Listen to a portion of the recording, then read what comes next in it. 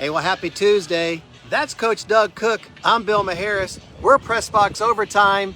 And man, we are beachside, beautiful weather. Sorry about my friends and family up north. This is winter in Florida. We are live from Satellite High School as the Satellite Scorpions baseball team hosts the Bears of Bayside. Bears of Bayside come in undefeated, 6-0.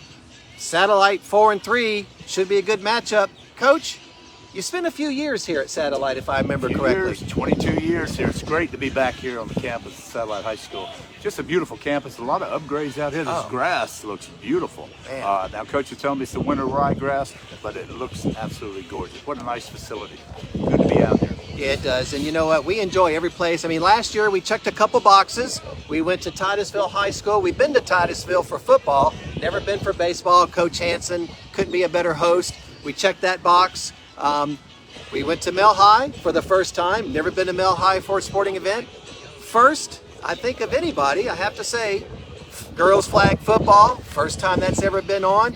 West Shore played. First time we saw them. A couple other boxes we checked, coaches. Listen, we're small. Brevard is blessed. There's some great organizations out there. You got Alan at Brevard Sports Network. You got our friend Stephen Orville at Space Coast Daily. Friday night night lights. You've got Tracy at 321. We had almost, how many? 2,000 viewers last week. We had, I think, 1,200 for our baseball game, about 600, so 1,800. And you know what? And you said it right. A couple of weeks ago we were talking. We had the mother-in-law of Coach Hansen. She was watching from Daytona. We've done games where people have come down from Ohio. We've had grandmothers text us. You know, for us, we're having a good time. We're living the dream. That's what we enjoy doing. Yeah, it's a lot of fun. And like you said, for grandparents or relatives, any type of relatives to watch their loved one play a sport. Right. I mean, we've had them in Ohio, right. All over the place. But that's cool. That's cool. It is. For them to be able to watch. And I get a lot of pleasure out of that. I think it's really neat. But you do a great job too. And Press Box Overtime is growing. If people hadn't signed up, they need to do it. We got a few extra followers. Again, we're small on size, but we're big on passion, and we certainly do enjoy this. I see my friend Roseanne's watching. Miss Barola, one of my favorite teachers down there at Hoover Middle School. So again, it's just a pleasure to be out here.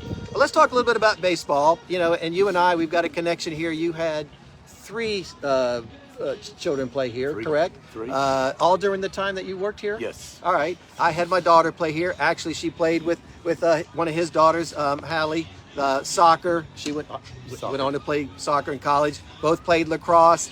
Have to say, helped coach 3 district championships here.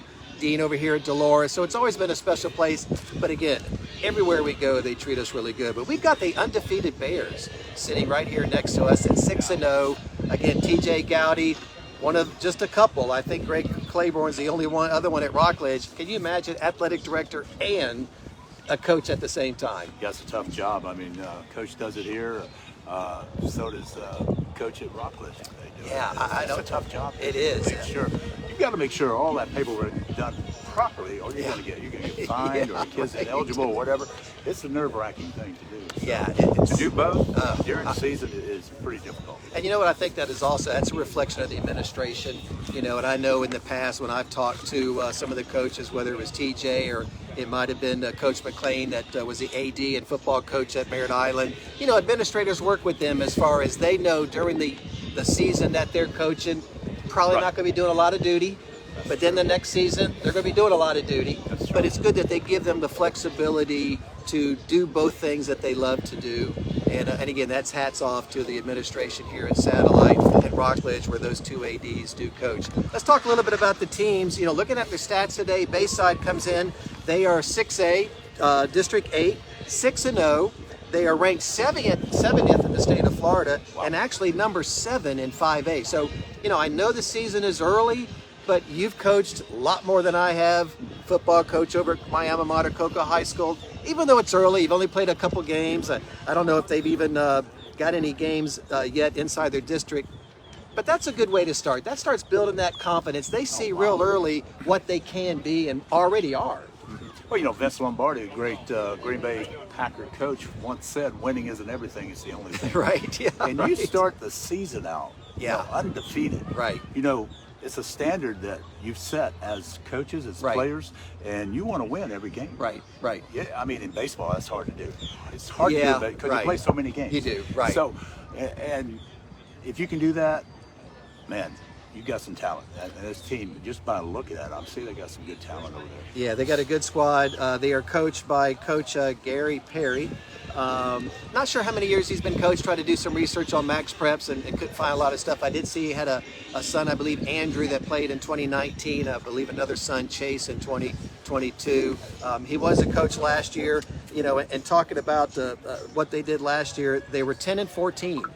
And already they've already won 6 games, so they've already done half of what they did last year. So whether he's got the same kids, or as you and I know, being Gator fans and having to suffer for a few years, sometimes it's a process and it takes time to do that. But to go from 10 wins last year to winning your first 6 this year, and again ranked 7th in 5A, to me, it reflects the culture, it reflects the buy-in. He's got a big squad over here.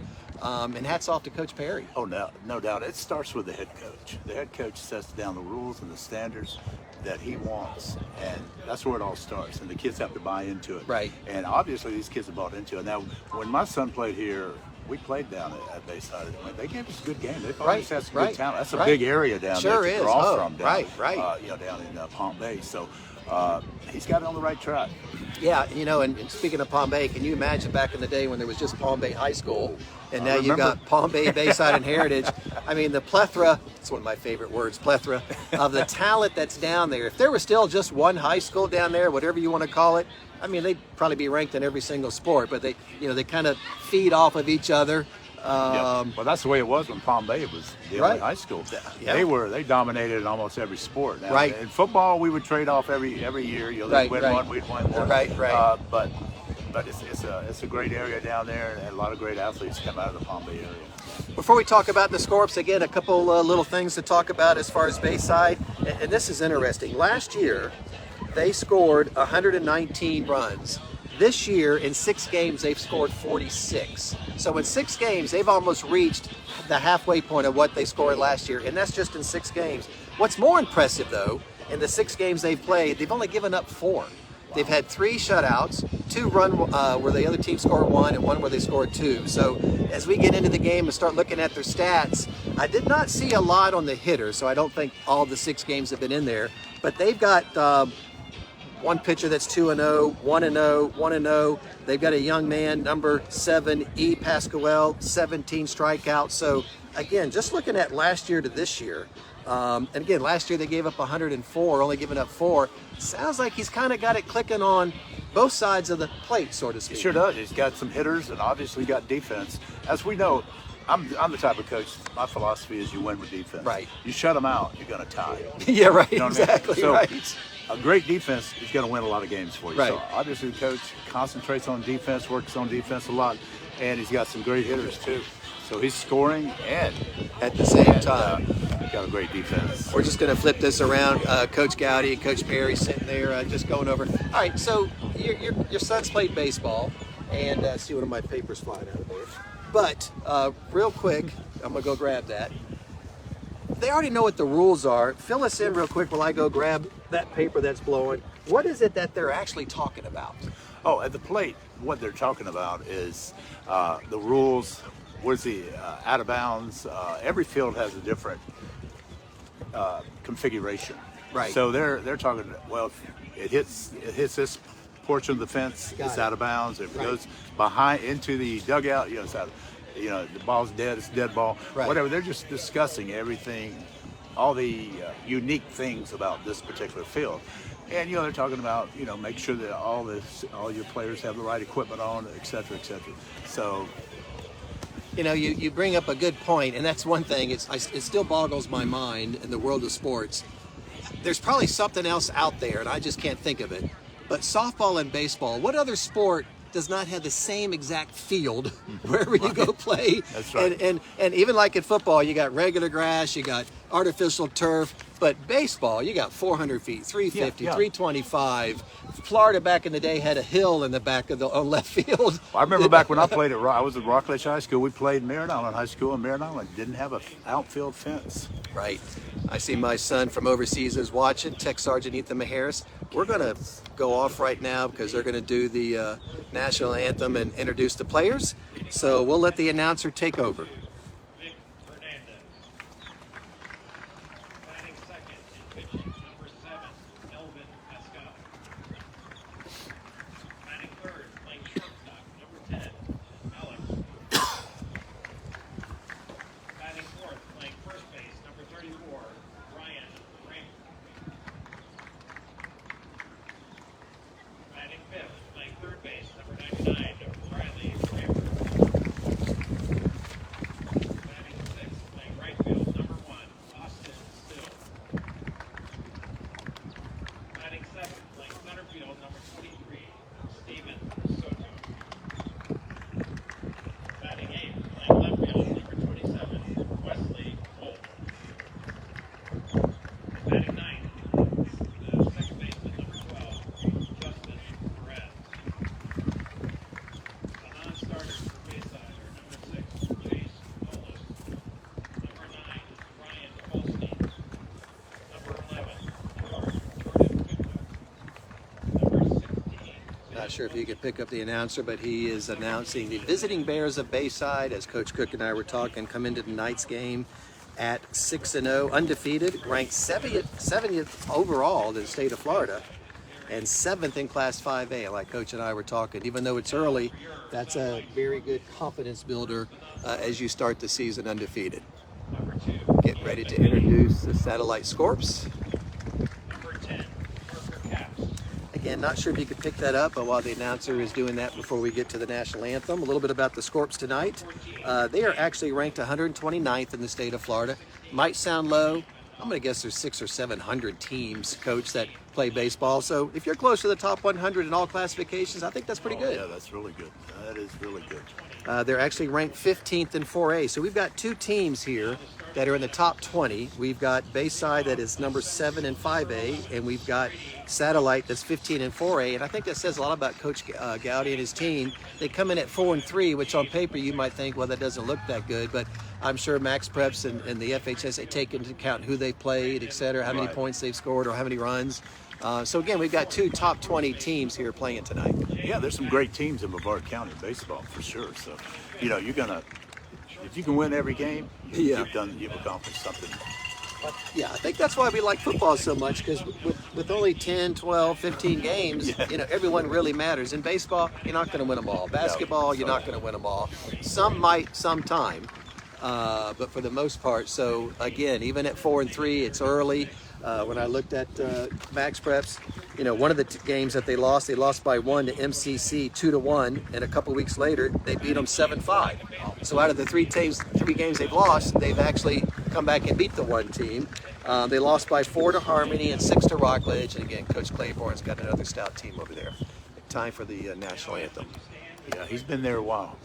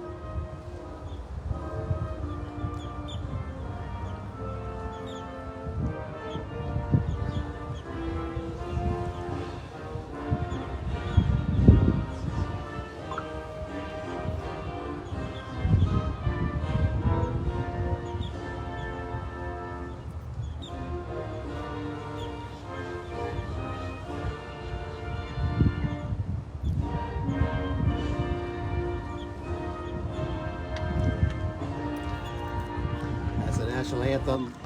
Press box overtime.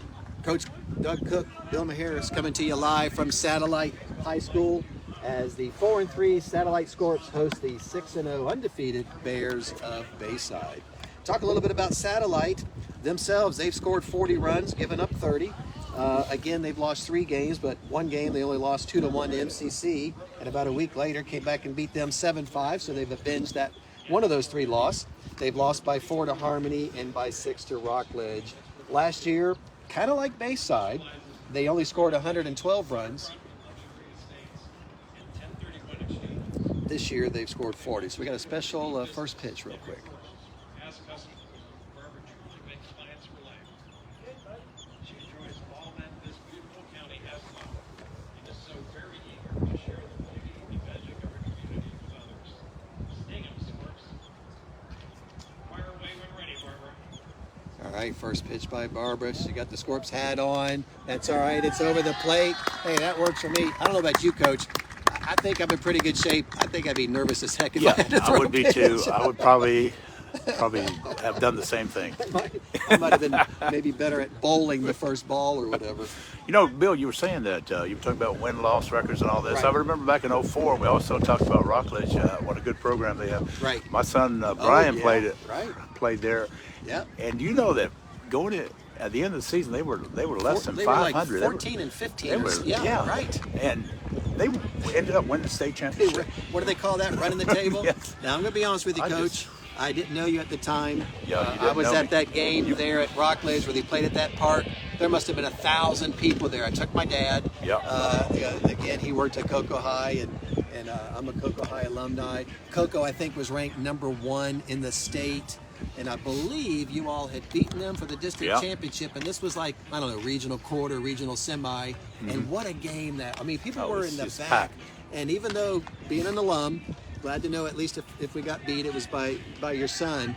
But yeah, you're exactly right. You know, what do they talk about in sports is peaking at the right time. Right. I don't know if Claiborne was just holding back on the throttle, but man, they came alive. And I don't know if they peaked. lost another game. They went over to beat Haines City in the playoff. You know, they were Okay. they were at Yankee Stadium in Tampa, and beat Haines City, who was undefeated, Wow. and went on and won the Undefeated. state championship. Jeez. It was just phenomenal. And again, I'm just going to say, and I know you preach it to your players, I'm going to imagine Haines City saying, oh, we got Rockledge coming. Maybe at that time they were 18 and 15, Yeah. you know. Maybe and- took them light. Yeah, exactly. But, Hey, we're undefeated, you know, that type of thing. All right, so here we go. We got number- first pitch coming out. We got number 2 up. This is Victor Hernandez. I have to apologize. I did not see a lot of stats on Max Preps. I think they were still loading them up. It looks like they went through 4 games, and of course they've already played 3. But at least through 4 games, Mr. Hernandez batting 167. He's scored 4 runs. He's also gotten 1 hit, and he's a leadoff batter, number 2 for the Bears, Victor Hernandez. A little low inside, ball 1.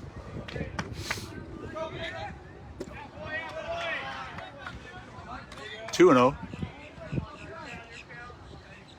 I like that scoreboard out there. I can read those numbers for a vision impaired person like myself. Pitching for the Scorps is number 13, Michael Faucher. Michael is a junior.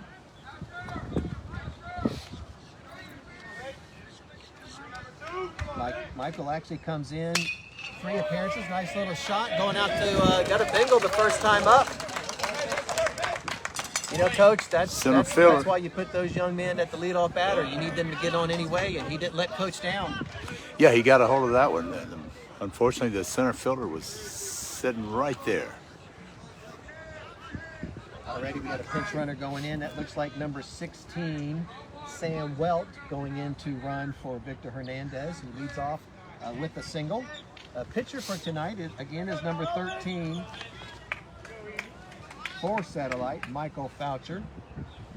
He comes in, he's had 3 appearances. He has a record of 1-1, 1.29 ERA, not too shabby, Coach. Not at all. He's got 4 walks and 13 strikeouts. All right, could be a double play ball. No, just goes ahead and takes over to first. That's a smart play, Coach. You got to figure that guy on first is already halfway to first base by the time you get the ball. Yeah, nice bunt to move the runner into a scoring position at second base. Nice job by the batter. All right, up now batting third is number 10, Alex Bruschowski. Might not have gotten that name right. That was number 7. That was up Elvin Pascaul. Lined out to the pitcher.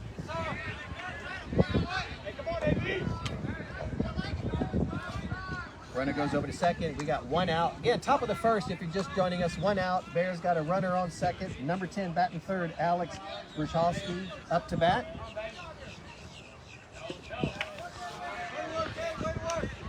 Alex comes in with a 364, and again, I apologize. It looks like the only games were through the 4th game, but we'll go with what we have. He comes in with a 364 batting average, 4 hits, 4 ribbies, 3 runs, and a double. So pretty good average for a young man batting third. He'll see if he can move the runner over. 1-1 on the batter.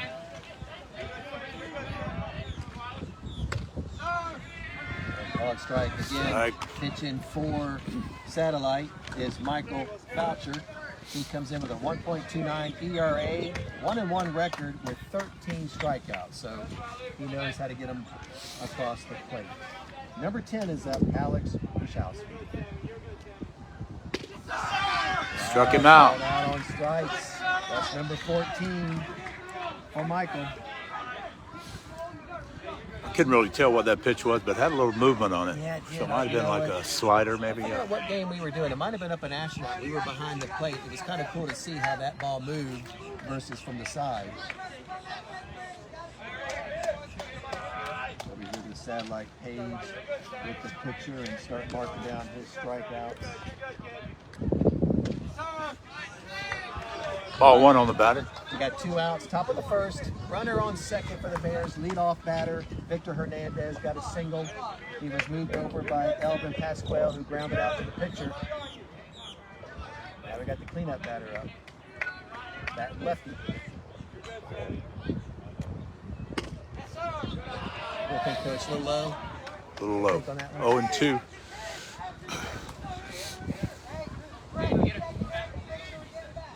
See if they've shifted over. Looks like they've got a lot of room down the right field line, but I'm sure coaches have done a little homework on where these young men hit at. Again, Bayside comes in tonight 6-0. Oh, that's a nice Strike. It's a good ball. Yep. Good fastball. Again on the mound, Michael Faucher. He's just a junior. Comes into tonight's game with 13 strikeouts, 1-1 record, and an ERA of 1.29.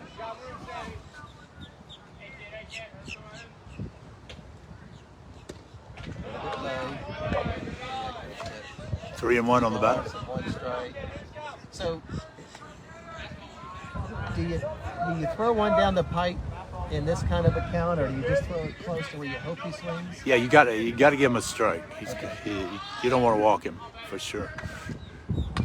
Foul tip. Again, up to bat is number 34, Ryan Reiter. Bat cleanup. Yeah, you got to throw to him, and hopefully the other 8 guys on the field can make a play. Ryan comes in batting 200, but he does have 3 RBIs on 2 hits, and he scored 4 times himself with the double, so he certainly knows how to get on base. Top of the first, 2 outs. Bears trying to get one across. Ball 4. He walked him.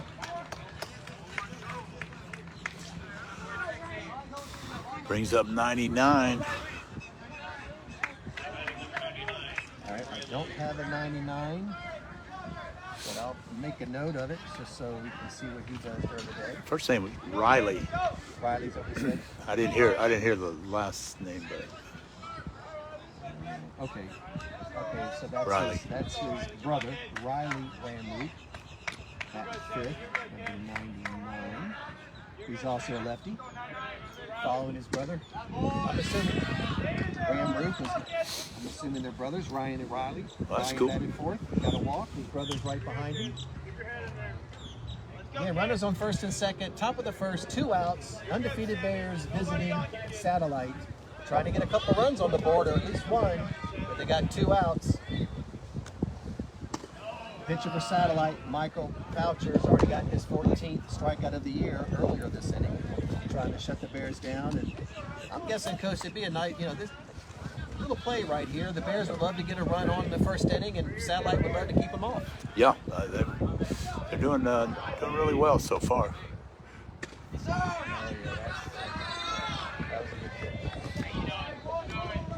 What's that get us at? 1 ball, 2 strikes. Top of the first. Again, good spring weather, little breezy. Coach and I got our sweatshirts with us. Oh, nice little shot. Ball looked a little bit high. It's going into, it's going to drop. He's going to try to throw it home. The pitcher cut off. Oh, he got him at home base. What a throw. Talk about a relay, Coach. I didn't think he'd have a chance at that. Tag out at the plate. Nice play on defense by Satellite. Good play. And I think They scored 1 run though. No, that was him. Oh, they got it? Yeah, that was the leadoff. Oh, that was a leadoff batter. Wow. These guys are a lot smarter than I was. Like I said, the one sport I could not play was baseball. I could play softball when the ball was bigger and slower. But I got to say, even in baseball, and I've even seen it at the collegiate level, that temptation for that outfielder to throw it home. But that kid took his time, hit the second baseman, and man, he got it to the catcher. I mean, that ball was thrown on a dart. Yeah, that was a good. He hit the cutoff. Got him at home. That was a great throw. That's a great play, but again, the Bears got to come away knowing they got a couple guys on bases, so they got to feel good about that. Satellite's got to feel good that they kept them off. So a lot of pluses in that first top of the half. Mm-hmm. Some very positive stuff there. You got a couple runners on base. So pitching for Bayside is number 7. He batted second tonight, Elvin Pascaul. Let's see if I got any stats on Elvin as a pitcher with my pages here. Number 7. So Elvin is 1-0 with no walks and 17 strikeouts, Coach. Wow. So I think that shows you, and I don't know how the rotation works, but I think that shows you Coach Perry taking this game seriously. He's got his main guy out there tonight. He's got great control then. That's amazing. 17 strikeouts. Double with Bayside. Number 2, Victor Hernandez. Both teams got leadoff batters, Coach, and know how to get on. Oh yeah, that's you want your best hitters there. That's for sure. So we got a young man leading off that has scored 5 times, going against a pitcher that has 17 strikeouts. So should be a pretty good matchup.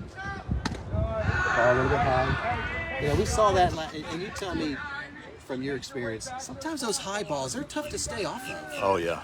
They look so good coming in. They are. If you notice in softball, they throw that riser. Oh yeah, that crazy. I love watching University of Florida. Yeah. And they throw that riser, and it just I don't know. right at the last second it goes up. Oh, struck out. That's number 18 on the year for number 7, Elvin Pascaul. He's got some good heat. He's throwing some heat tonight. That was a leadoff batter for Satellite. Number 5 coming up for Satellite. Foul back. Batting second, number 5, Gabe Colbert. He's a senior. Brady was just a sophomore. Colbert comes in with a .350 batting average, 4 RBIs, 7 hits, 3 runs. 0-2 on the batter. Again, he's a senior. Now looking down the lineup for a Satellite, and I count 1, 2, 3, 4, 5, batting over 300. Struck him out. Another strikeout. Wow, that's number 19 on the year. Second strikeout of the inning, 19th on the year for Elvin Pascaul. Number 1 up to bat for the Scorpions. Number 1 batting third, Austin Still. Nice pitch. Like a breaking ball. man. Austin Still plays for Bayside. Let me flip my pages. Number 1 is Brandon Reiter. He's a senior as well. Batting third. The ball low. 1-1 on the batter. Brandon, as a senior, comes in with 3 runs scored and 2 RBIs. 23 plate appearances, 18 at-bats. Also one of their pitches. 15 strikeouts. Nice pitch. 2-1 on the batter. Hit the ball and pitch it as well. Number 3 batter, number 1. 1 ball, 2 strikes on the batter. 2 strikeouts already, Coach. Young man already up to 19 for the year.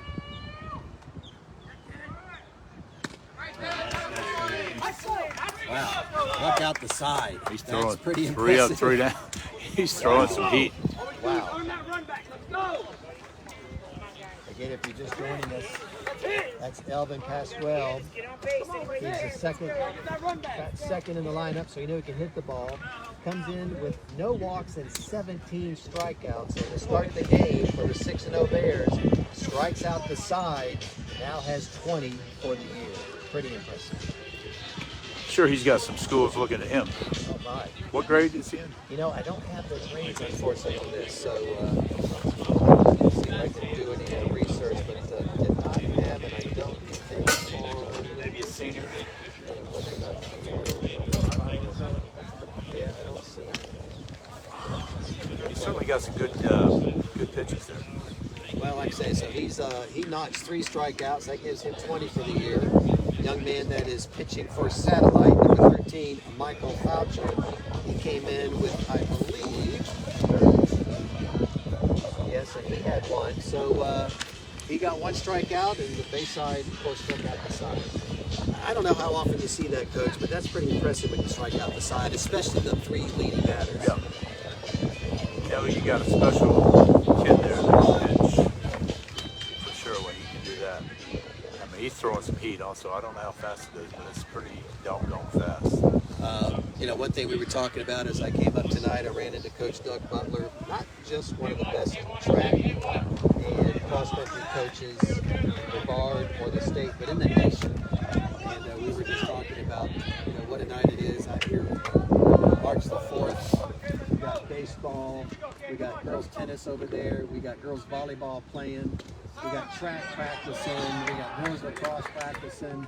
You'd be on a golf cart if you were still here as the assistant principal. I would be. Around, I'd be going all over the place. Yeah, Doug Butler, we hired him when we were here, Mark Elliott. He just does shot cut off by the shortstop and a little high. Did he tag him? Nope, safe. Off the base. A little bit of a wild pitch there to the first baseman.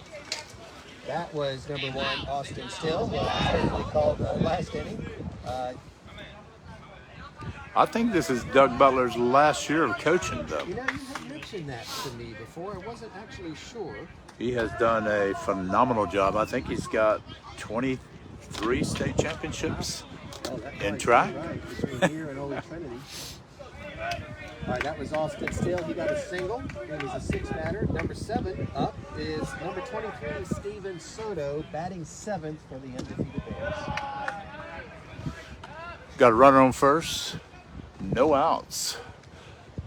Top of the second. Bears left a couple on. It was a phenomenal relay from center field to second base to the catcher, tagging the guy out at the plate. Fair. Foul ball.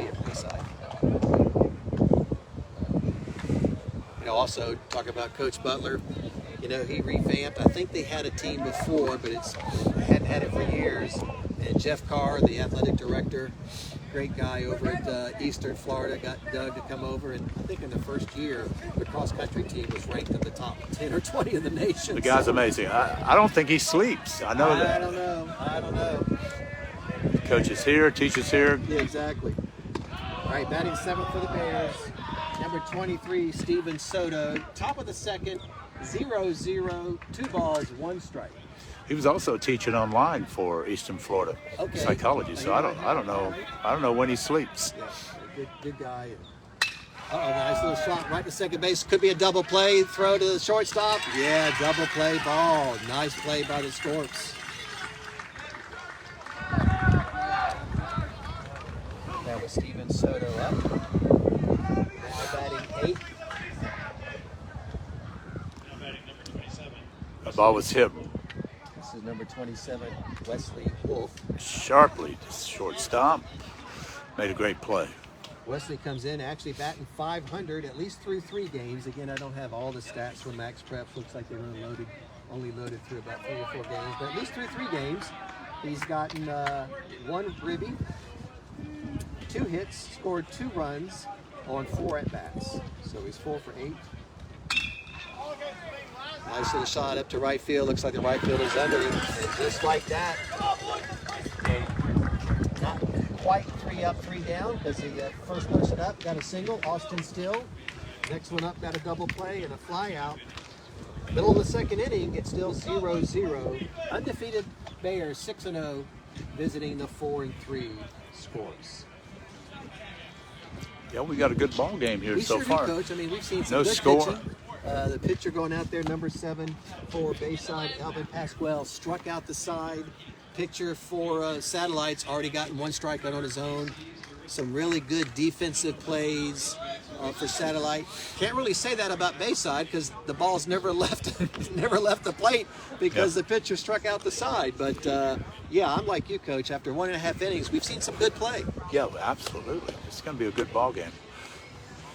It's going to be a good ball game. You know, both coaches are very good coaches. I definitely know Coach Gotti from Satellite. He does a great job. He came here from Cocoa High School. He was the head coach at Cocoa High School. Came here and as athletic director. He's done a great job. Kids really like him. Oh yeah, great guy. And they play hard for him. We were talking earlier, you know, young man living the dream. I believe his wife works here as well. I know she did a couple years ago. She was a testing coordinator and got a couple kids, 2 or 3. I can't remember. 2 kids. Now he's, you know, being the parent, watching them play sports. So you and I, you're still experiencing that a little bit. You've got another year or so left with your young one playing college volleyball. But you know, now like you, we're getting ready for our grandkids coming up to do the same thing. I went over to Tampa to watch my granddaughter play softball. My grandson played t-ball. There you go. He's 4 years old and she's 6. Wow. It was fun to watch him. Now he's 4 years old and 75 pounds. So I think I was in 10th grade. I think he's going to be an offensive lineman somewhere. All right, back now, number 4, because again, young man pitching for Bayside, Elvin Pascaul, struck out the side. So wearing number 4 and batting number 4 is Jaden Batts. He's another senior. You know, and that's senior-laden team. So again, that probably, based on how they played last year, is probably why they are ranked in the top 20 in Class 4A. Had some kids coming back. Yeah, exactly. And I recognize some of these names from last year. Little pop up there, going in foul territory. First baseman. Looks like he has room. Nice little catch by the Nice first baseman. Pop catch up over there. by Jaden Batts. Now batting number 9. Jaden comes into the night's game batting 273. Now coming up, number 9, batting 5th, Brandon Bell, just a sophomore. Brandon comes into the night's game batting 300. He's got 2 ribbies, 6 hits, and has scored 7 runs. So, Coach, when you get 6 hits and you score 7 times, you're doing something right on the base. Oh, definitely. Again, on the mound for undefeated Bayside, Elvin Pascaul struck out the side. Nice pitch. Nice fastball. Just blew it by him there.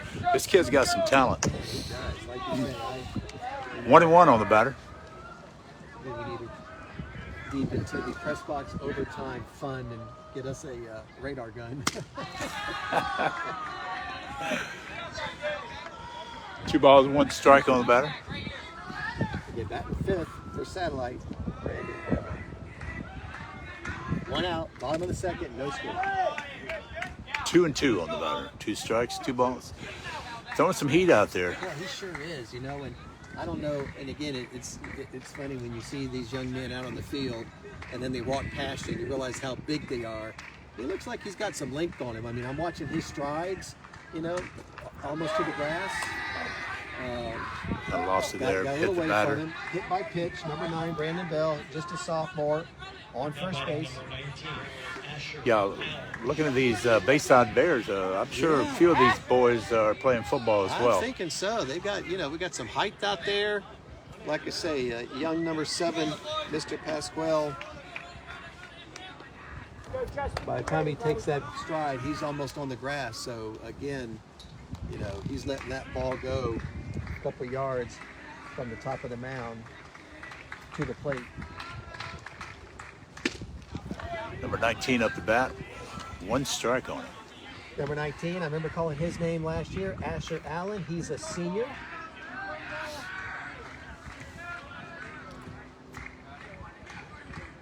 Batting 6th. Another strike. Oh, trying to get him out at first. Ooh, that was close. Close play. I like seeing that attempt, though. You don't see that too often, Coach, but I like a catcher that's got the confidence in both himself and the first baseman to try to get that batter. Yeah, as a coach, I'm real nervous when they do that, Right, yeah. especially if the throw is not very good. That throw hit the right. ground, so could have put the runner in scoring position on second base, but good stop by the first baseman. Sure was. Oh, that looked good. Struck him out. Man, that pitch looked good. That was Asher Allen, came in tonight's game batting .312, but wow, that's a 4th strikeout of the game already for young Mr. Pascaul for the Bears. He's up to 21 on the year.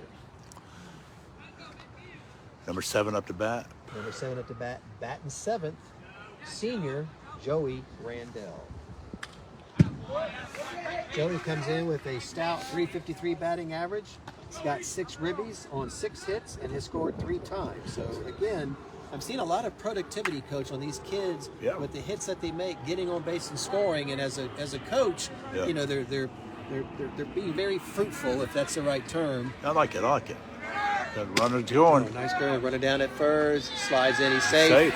Yep. He's got some wheels. He does. That was a good throw by the catcher. I like number 7's swing here. I wish my golf swing was that nice. Swing. Oh my goodness. Nice swing. I might start hitting it past the ladies' teams. Oh, wait a second, I was hitting from them the other day. I gotta trying to get away from that water. I think I'm gonna move up there with you. Yeah, I think so. All right, bottom of the 2nd inning. Still 0-0. 1 ball, 2 strikes. Runner on second for the Scorps. 2 outs. Number 7, Joey Randell. He's a senior. He's already got 6 ribbies, trying to add to that total and see if Satellite can get on the board first. Whoa. Tell you what, Coach. Bill, I'm thinking that's in the 90s. That's got to be in the 90s. That is just... I couldn't even see it. Smoke or fire or... Again, Elvin Pascaul, he's the pitcher, came in tonight with 17 strikeouts. Coach, after 2 innings, he's up to 22. We might be watching something special tonight. And, I think that just goes to show, as long as he's out there, Satellite, I don't know what you call it, small ball, bingo ball, whatever you call it, they're going to have to get something across because... Maybe bunt or something to try to, get somebody on base. Your kid's coach. I'm just going to guess, when you've got a pitcher out there like that is throwing the way this young man is throwing with 5 strikeouts in 2 innings, that's got to build a little bit of confidence to your batters, because not that they don't need to do much, but they just know if they can just get on and work a couple around, that might be enough. Yep, they just put the ball in play, get somebody on base. Right. This could be a low-scoring game. Yeah. And I mentioned earlier a couple stats from this year. For Bayside at 6-0, they've scored 46 runs and only given up 4. So that just shows you what their pitching is like. Where Satellite has scored 40 runs of their own in 7 games and given up 30. So I think it's going to be Bayside's depth in pitching. But again, when you look at Satellite's batters, they got 4 guys batting over 300, several guys with 5 or 6 RBIs. So I think that's going to be the key if they're going to be able to hit off this young man. They're not too shabby. Nice swing. Up for Bayside is number 12. Let me get my sheets here. That is Justin Perez. And he is batting 9th. Justin's jumping on it there. He's 0-2. Nice Jason swings, Perez making comes in contact. with one ribby and one hit.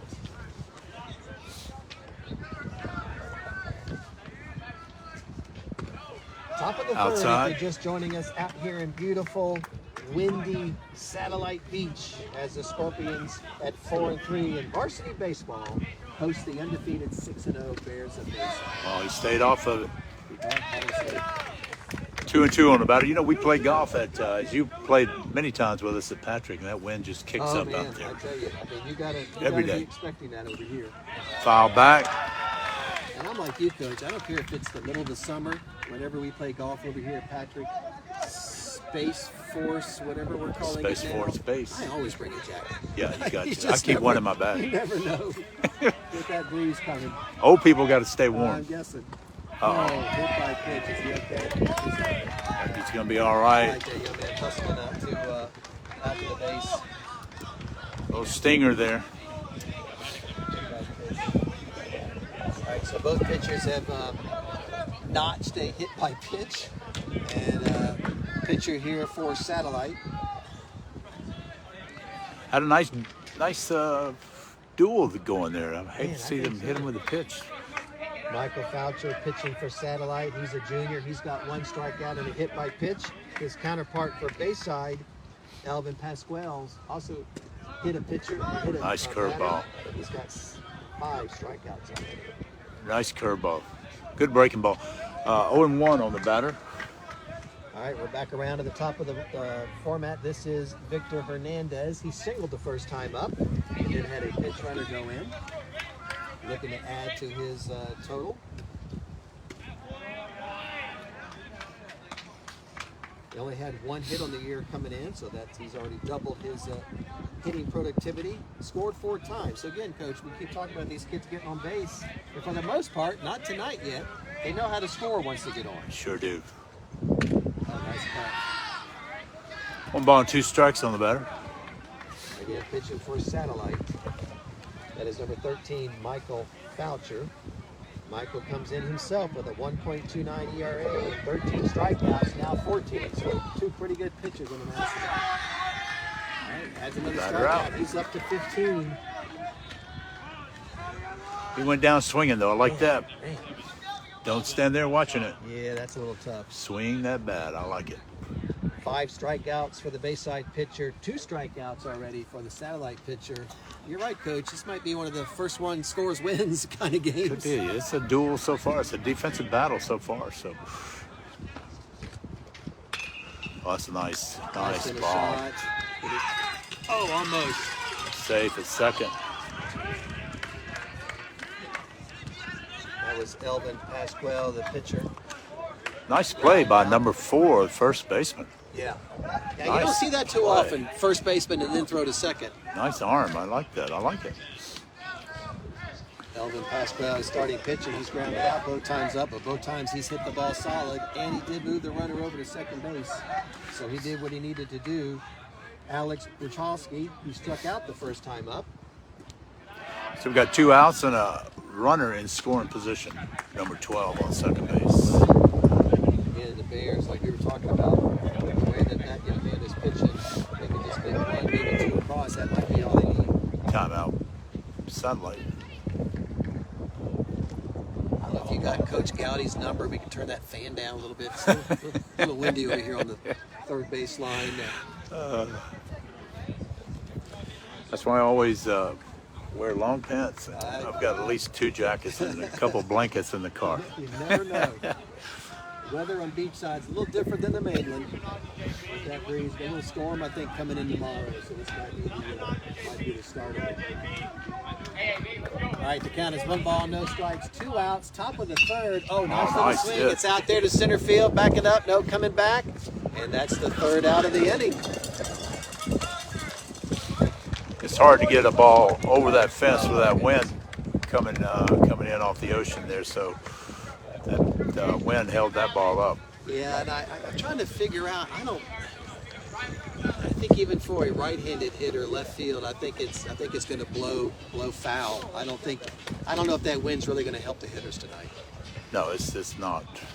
that's coming against them. Just knocking it down. Like, the same in golf, when you hit a ball into the wind. There she is. Thank you. Well, thank you very much. We appreciate it. Thank you so much. Got it. Thank you. Okay, thanks.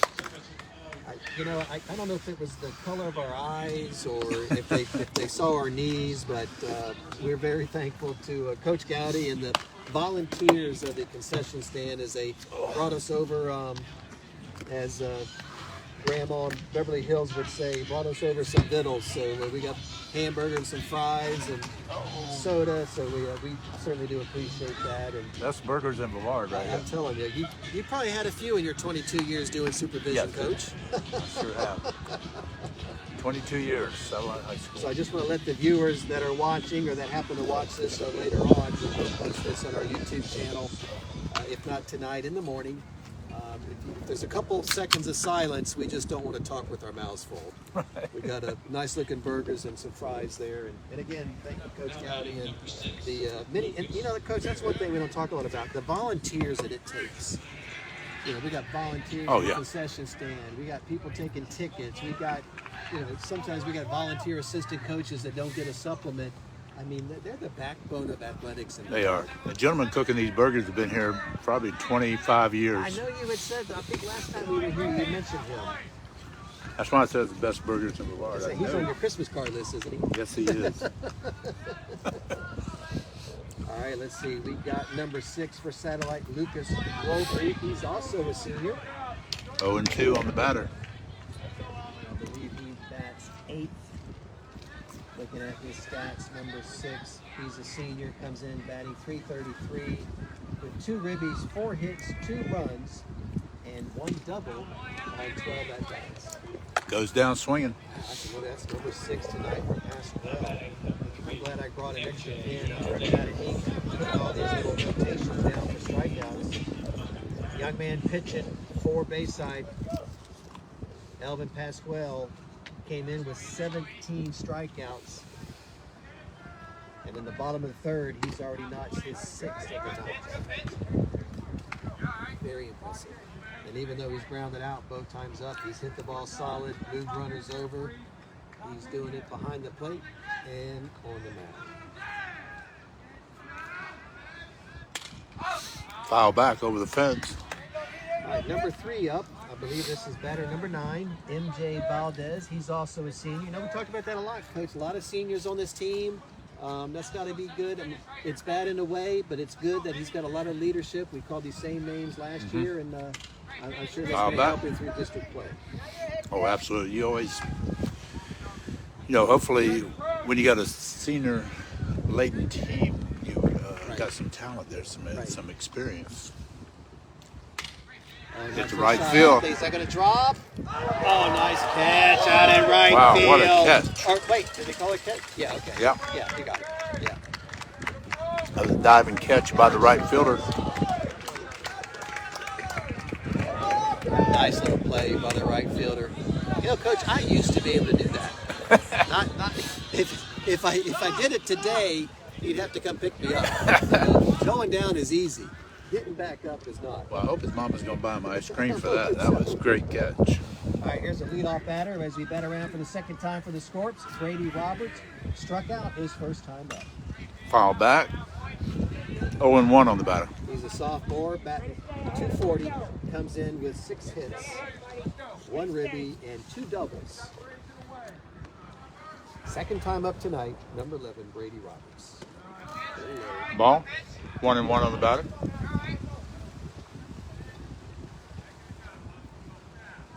And on the mound, number 7, Elvin Pascaul, already has 6 strikeouts tonight.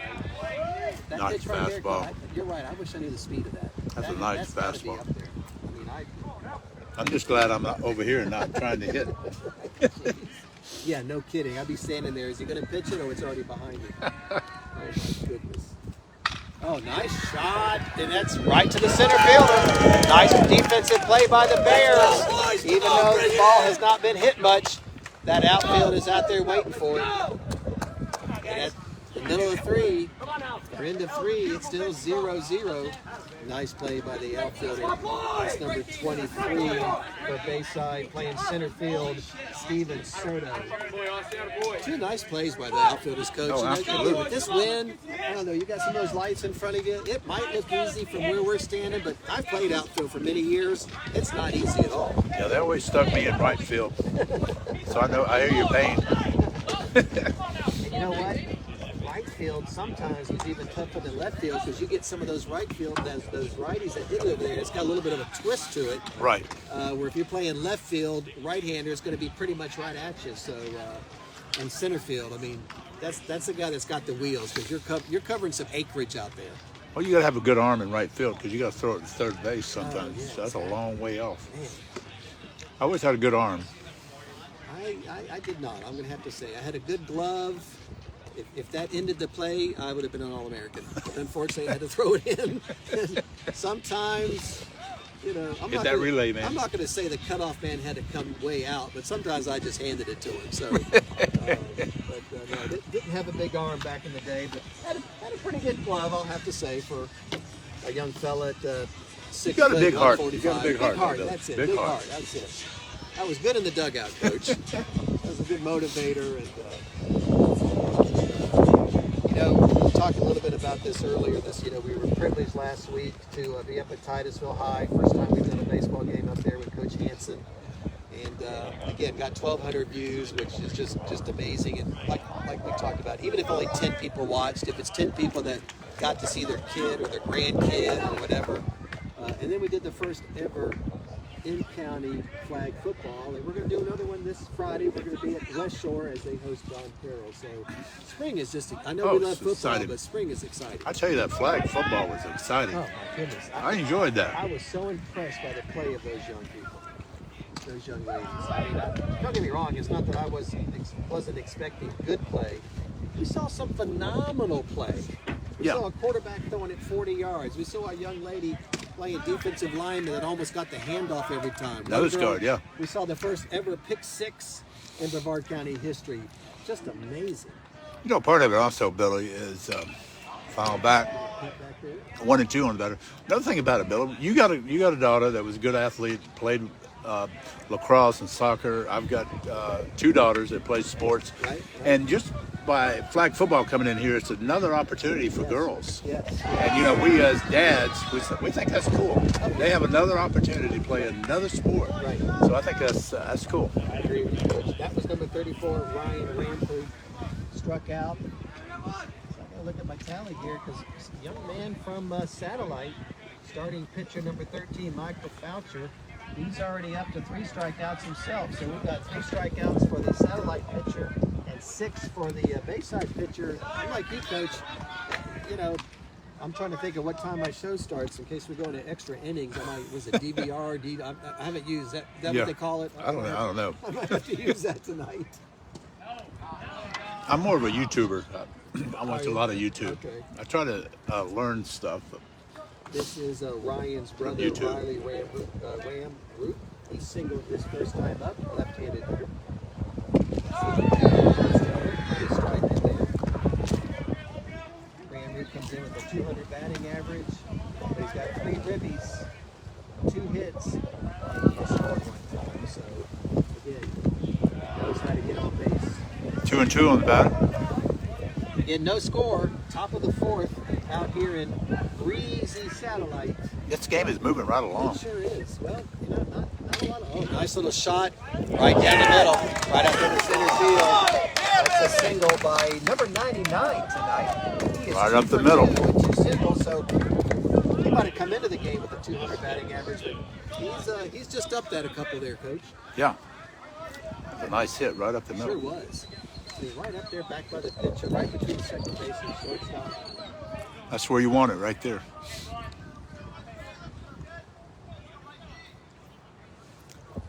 Batting is number 1. Austin Still got a single his first time up. Austin Still comes in. Only batted a few times, but Nice that's pitch. the thing I like to see, Coach. He's only come into the game batting 3 times, but he already got a single the first time up. So that's a hats off to the coaching staff and working with a young man that looks like he's only been up to the plate a few times, but he's been productive already. Oh, absolutely. You know, we talk about fans, we talk about players, Right. talk about coaches. Coaches are dedicated. They put in so much time. It's just Foul ball.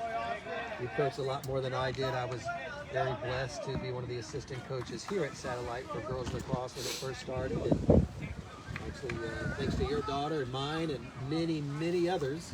Some good talent. One of the first 3 district championships ever.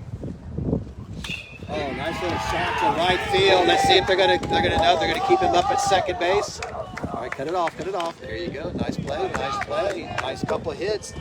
Look at there. Austin Still came in with 1 hit. Already has 2 of the night. We talked about this before, Coach. Somebody taught me in the few years that I coached baseball at the Little League level, and talking to coaches that have coached a lot more than I have. Mm-hmm. And they told me, you know what your 1 through 4 is going to do. It's your other batters, your 6, your 7, your 8 batters. Right. And we're seeing that. Those are the kids that they're going to make the difference, and we're seeing that tonight. Foul ball. This is number 23, Steven Soto. Flied out. Grounded out. And you want those players that are at the bottom of the lineup, you want them to improve as well. Right. That's how you build championship teams. And 2 Bears on, 1 out, top of the 4th. Oh, another Hit by pitch. That's his second one of the night. Just like that. Number 23, Steven Soto. Hit by pitch. Timeout by Satellite. Which guy's going to talk it over? So this isn't necessarily talking to the pitcher. This is just making sure the young men know how many outs there are, and if the ball comes to you, where your play's going to be, that type of thing. Well, actually, you get out there and you just settle the pitcher down. Gotcha. Find out hey, you're okay, your arm okay. Gotcha. You got to baby those pitchers sometimes. And you got, just how's it going? You feel okay? Sure, Yeah, sure. Coach, I'm good. Yeah. All right, so I'm gonna leave you in a few more innings and Okay. see how well you do. Okay. You know what I mean? Right. It's funny sometimes, and you watch these YouTubes and these reels and all that. Sometimes they don't even talk baseball. They just get out there. Hey, what are you doing this? Just like you said, trying to make you relax. Hey, what are you gonna do this Calm 'em weekend? down. Yeah, exactly. All right, this is a big play here. We got 1 out, top of the 4th, no score. Bases are loaded. Up to bat for Bayside is number 27, Wesley Wolf. I think Wesley flied out his first One time. strike. Yeah, big play right here. Got the third baseman playing in. Anything on the infield goes home, Coach, pretty much? Mm-hmm. You got to go. Bases are loaded. 1-1 on the batter. Out on the mound, pitching is number 13, Michael Faucher. He's already got, I believe,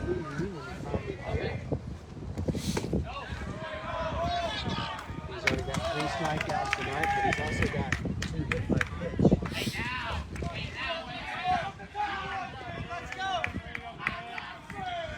And here next to the Bayside dugout, they're motivating number 27, Wesley Wolf.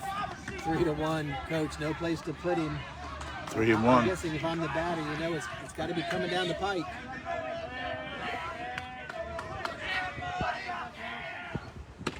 Oh, that was it. Oh, nice that was pitch. right down there. Full count on the batter. Full count. I'm looking at number 99.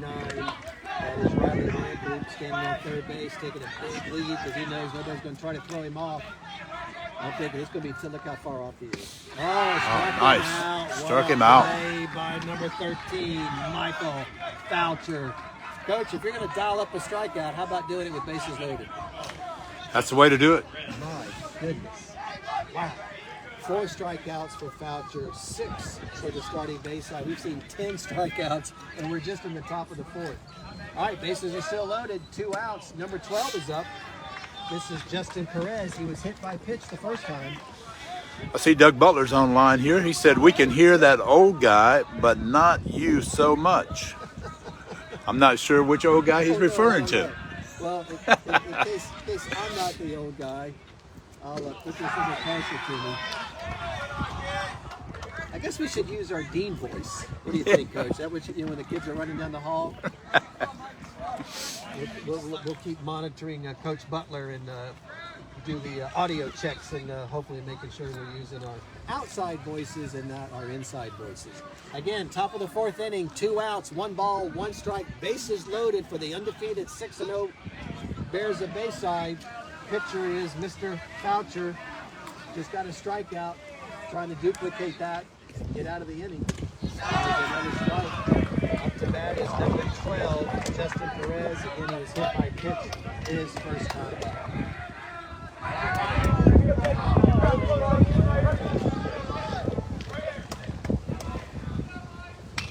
2 outs. Let's see, he's going to go to third base. We got to get over there real quick. And it Got him out. Nice play by Satellite. Again, Bayside is putting players on the bases, Coach, but Satellite has not let one cross yet. Yeah, they left. Bayside left 3 on, and first inning they left 2 on. I know. I think so. I remember correctly. maybe six, 7 runners left on base. I think we talked about it earlier. It looks like it's I don't necessarily say the depth of Bayside pitchers, because right now that young man on the mound, Mr. Pascaul, that I don't know what the pitch count is, but he might be somebody you're leaving up there. But Satellite's got to figure they've got to get probably more than a couple across. And again, Bayside, they've got the runners out there. Hats off to the defense and the pitching of Satellite, but just got to get the field, Coach. That another inning or two. I don't know how long you can keep them off. Yeah, it's the game's going well. Good defensive play by both teams, and there's been some, good contact with the ball. Nice hits. Again, we are in the middle of the 4th inning. No score. Bayside comes in 6A. They are actually ranked 70th in the state, 7th in 5A. Going over to Satellite, they're ranked 129th in the state overall, but 15th in 4A. So a matchup of 2 top 20 teams. Bayside is 6A District 8. They have Melbourne, Vieira. This is what we were talking about this last week. They've got Forest Hill in the district in West Palm Beach, 2 hours away. Can you imagine being in a district that the other 3 teams are 2 hours away? It makes no sense. Doesn't make any sense at all. I don't know what's wrong with Florida High School Activity Association. I'm going to call it tomorrow, Coach, and just see what's going on. All right, up to bat now, number 5. High pitch. Satellite. Number 5, 1 ball. He struck out his first time up. He bats second in the lineup. He's a senior. He comes in with a 350 batting average with 4 ribbies, 7 hits, and 3 runs scored. High pitch, 2 balls, no strikes on the batter. And when you've got Elvin Pascaul pitching, he came in tonight with 17 strikeouts, already has 6 on the night. You got to feel pretty good about whoever it is you're pitching against. Oh, nice shot hit. to third baseman. Nice little pickup by Rambro, and it's over. A little high. Back on the base. Got him out. Got him. Nice play by the first baseman. Now, we were talking about Nice that stop earlier. by 99 there. Man, how tall some of these kids are. That paid off right there, Coach, because that was a high one, and he brought it down just in time. That's a ground out by number 5, Colbert. Now we got number 1 up, Brandon Reiter, who struck out his first time up. Again, Pascaul's already got 6 strikeouts. Nice fastball. Nice fastball. Blew it right by him. 0-1. Coach, I'm like you. With this wind blowing, I don't see a lot of big shots. I think it's just going to be bingo ball, just like Bayside did. It's going to be some singles, a walk, a hit by pitch, maybe an error. It might be a 1-0, 2-1 ball game. Yeah, I was on a par 3 the other day, 140 yards. I used a 5-iron. Did you? Okay.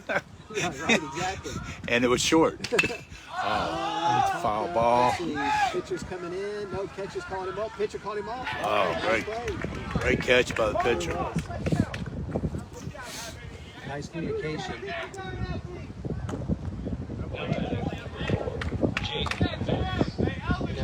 And again, it seems simple. Even at the major league level, you see guys running into each other that just, and so hats off to the catcher and the pitcher on that one. Pitcher finally called him off. Yeah, it was a lot easier for the pitcher to get that ball than the catcher. Exactly. And that wind's blowing that ball around as well. So great job by the pitcher, number 7. Nice hustle by Pascaul. Ball Number 1. 4 up, Jaden Batts. He flied out his first time up. He comes in with a 273 batting average. Actually, he is the only scorer in the lineup with a home run this year, Coach. So this young man, I don't know if this win is going to inhibit or help him tonight, but he's the only scorer through 7 games that has a home run. He would have to go over the left field fence. I don't think center. Yeah. That wind's blowing pretty hard. Coming in off the ocean. Jaden Batts. Swing there, 1 ball, 2 strikes on the batter, 2 outs on the Scorpions.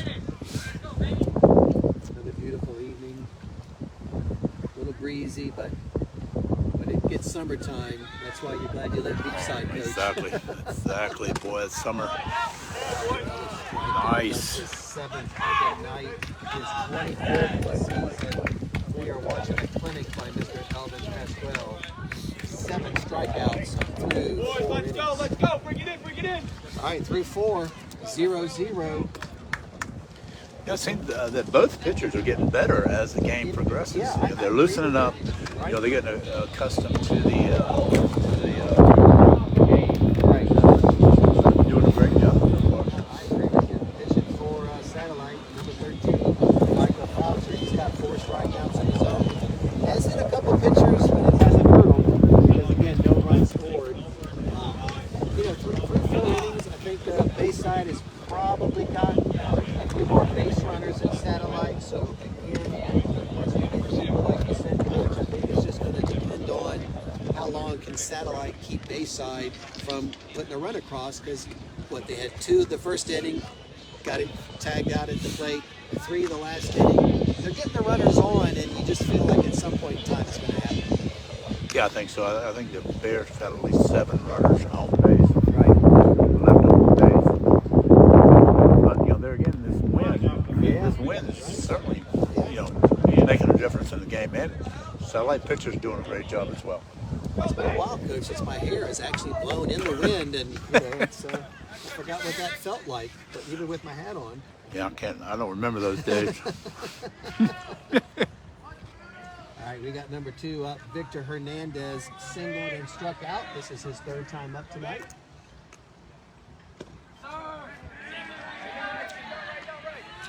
Got him swinging. 0-1 on the batter. Victor came in with a hit, so he's already doubled his hit production for the year. Came in with 1 hit, got 1 already tonight. Scored 4 times, so if this young man can get on, 26 games, he's scored 4 times. That's what you need. 1-1 on the batter. No score. Top of the 5th. 5th so already. Has, bank of lights go out. So, Coach, I'm thinking this is a pretty good time, because sometimes it takes a while to get those lights up. I'm going to have to start digging into those French fries. I think you need to. Mine's already gone. Did the wind blow, or what happened to them? All right, so, you know. Well, that breaker, even when I was here, when I Same retired thing. in 2020, that breaker would go out. I thought you put a work order in for I that. put one, back but in I don't- 19, what was that, I don't think they ever came out. 89 or something? You know, this is where, I don't know who the administrator on duty is, but you know, this is where you're sitting in your golf cart, pretty calm, beach volleyball is done. Looks like they might have practice over there at the pool, probably drinking a soda, sitting on the golf cart, and now it's like, oh no, something's got to happen. I remember the lights went out in the gym, Oh, that's not good. and I wasn't on duty, but I lived 5 minutes away, Right. so I had to run up here. And the switch was in another building, Oh no. and nobody knew Where it how to was. get there. So it was a delay for about 15 minutes until I got up here. So it's Coach and I chewing a few French fries and a hamburger, thanks to Coach Gowdy and those wonderful volunteers in the concession stand. We had a bank of lights over here on the left field, 3rd base side go out, and trying to get that taken care of. Well, think about those lights. They have to cool down now Right. before they can come back on. The Musco lights, I believe. Trying to see, for those that are watching, might be a good time to grab a snack on your own. Coach and I are digging into our French fries and our hamburgers, so you might not miss much if you go grab a snack while we're on hold a little bit. I may have to ask my lovely wife Linda, who works at a dental office. I might have to get a copy of that dental office music, because maybe this would be a perfect time to. The lights are out, we're eating our meal, and let's play a little elevator music. Maybe Metallica, maybe. yeah. Well, I don't know. At a high school game, that's probably a good one to play. Now, when my son was here, they had a walk-up songs for the batters. Oh, did they really? That was kind of cool. I'm kind of glad I'm not playing baseball. I'm afraid they would play the Mr. Bill theme song from Saturday Night Live when I walk up, so I'm not sure if that's quite what I would want or not. A little bit of a delay. Bank of lights went out. It is the top of the 5th inning. No score. 6-0. Bayside up here visiting 4-3 South. We're moving right along there, too. I don't know, what time is it? Yeah. Again, we want to thank Coach Gowdy and 7:04. 7 o'clock to the volunteers at concession stand to fit us up for dinner. Like I told Coach, I don't know if they saw the greatness of our eyes or our knees getting wobbly, but we do appreciate them feeding us.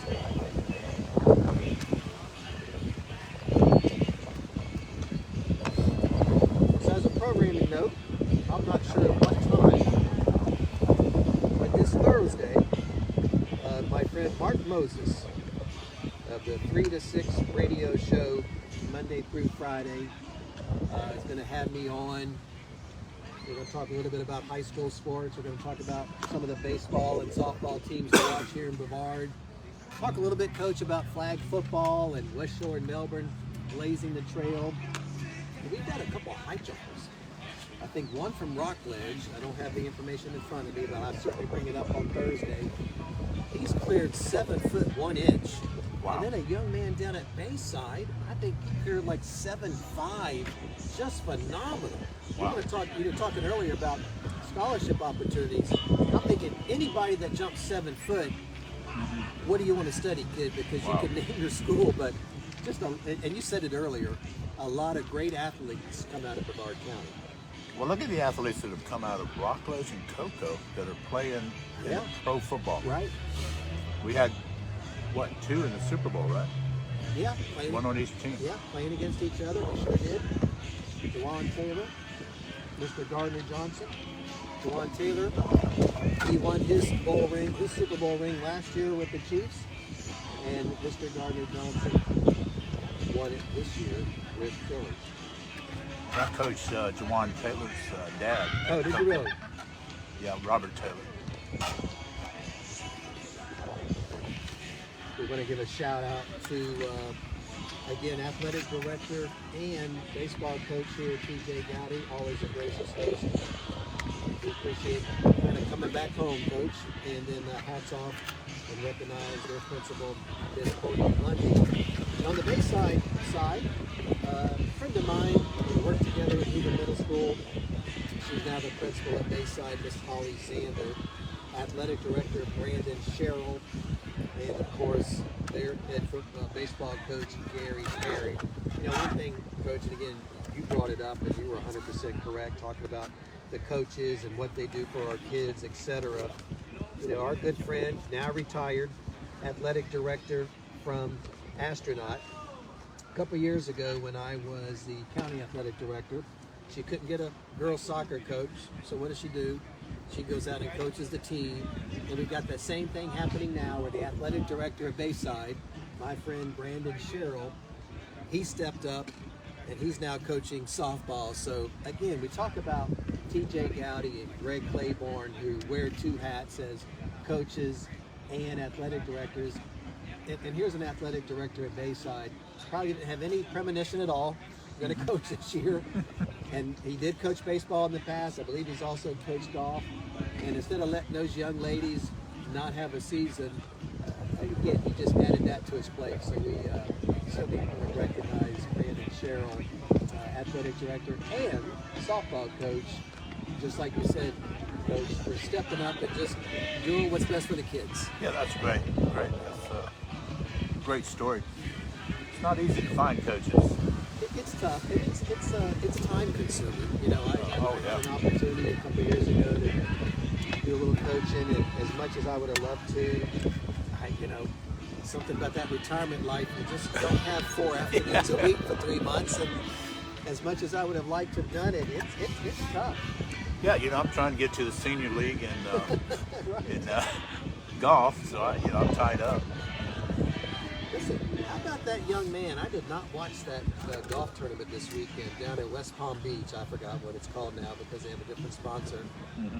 He sank a 5-foot birdie putt on the 18th hole Friday to make the cut. Shot 64 on Saturday, 64 on Sunday, and won the tournament. I mean, crazy? What a story. My goodness. That is phenomenal. 5-foot birdie putt just to make the cut, and then wins with 2. And I think I read where it's like only the 5th time in the history of PGA that somebody has shot back-to-back 64s on the last 2 rounds. But my goodness. That's amazing. Again, we're in a little bit of a delay. Top of the 5th, no outs for Bayside. There's 1 ball, 1 strike on the batter, no score. Got some lights that went out, and like Coach Cook said, and I've had this happen before too, is they got to cool down before you can warm them up again. So looks like we got 1 out there in left field, and we got 1 right above the third base dugout. So until they come in, we're just kind of chilling out, eating our hamburger and our french fries, thanks to the wonderful volunteers here at the concession stand. We'll talk a little bit about the new sport that arrived this year here in Brevard, flag football. Flag football, I know they played it down south, Coach, when I lived down south in the 90s, but it did not become an FHSAA sport until 2003. So unfortunately, it's taken 22 years. But here it is, Melbourne High School, West Shore, the first 2 teams of flag football. I think you said it, Coach. After what we saw, we expected. And again, it doesn't matter if it's our video or somebody else's, but if you've got a young lady at middle school, elementary school, or at a high school right now, go to YouTube channel, Press Box Overtime, watch the JV and the varsity game from last week. West Shore won the JV game, Melbourne won the varsity, and watch the play of those young ladies. And Coach, if that doesn't get you excited to want to add it to your school, I'm not sure what does. Oh yeah, it was more than I expected. Me too. I know it's real big up in North Florida around Gainesville, right. Bradford High School. Right.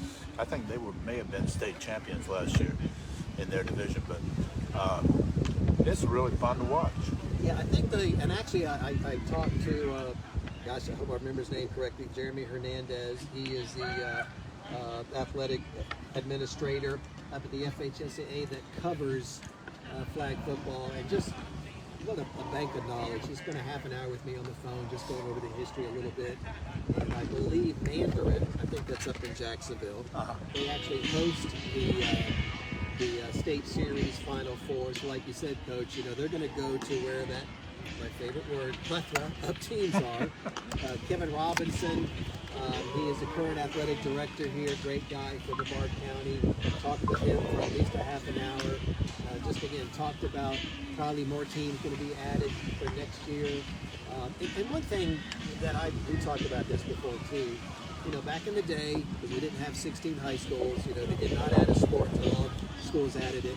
I'm glad that we're over that, because if you've got the interest, and look at right now, there's not even a supplement for flag football, but if you've got the interest, if you've got somebody that wants to coach, you don't need to wait for the other 15 teams. And I'm glad that we're past that. So next year, if 3 or 4 teams want to add it, that's perfectly fine. I think next year, hopefully, the supplement will be in place. But again, it's just like you said, Coach. It's just great to see another opportunity. Oh my God, we got one ball out of 5 on up there. Starting to come back. So it's starting to tickle through. I'm going to walk over here, just see real quick. I think battery are still doing pretty good. Got a couple of people. Got Coach Butler still watching. Thanks for hanging out there with us, Coach. Again, we're in a little bit of a, I don't know, what do you call it? A dark delay? Light? I don't know what we call this. Yeah. Dark delay. Shadow delay. Shadow delay. But it looks like the lights are starting to come back on. But, you know, as I look at the crowd, Coach, which, you know, we probably got, I don't know, like 60, 70 people back there. I see parents. I see, I'm going to assume, because they look like they're my age, grandparents. You know, Linda and I, when we made the move, I decided to get into teaching. We lived in South Florida. I couldn't think of a better place to both raise our kids and for me to start my teaching career. But, you know, one of the things, Coach, was that both of our parents lived up here, and it gave them the opportunity, like you and I are going through, to go watch their grandkids play sports, and that was some good times. Yeah. That's really It's a lot of fun to watch your grandkids play sports. Right. So I get a lot of pleasure out of seeing my kids as parents. Right. Yeah, exactly. And that's fun to watch them as Isn't that well. cool? You know, my dad, he coached basketball and baseball up in Virginia. Came down to Florida. Let's see, 1960 we came down here.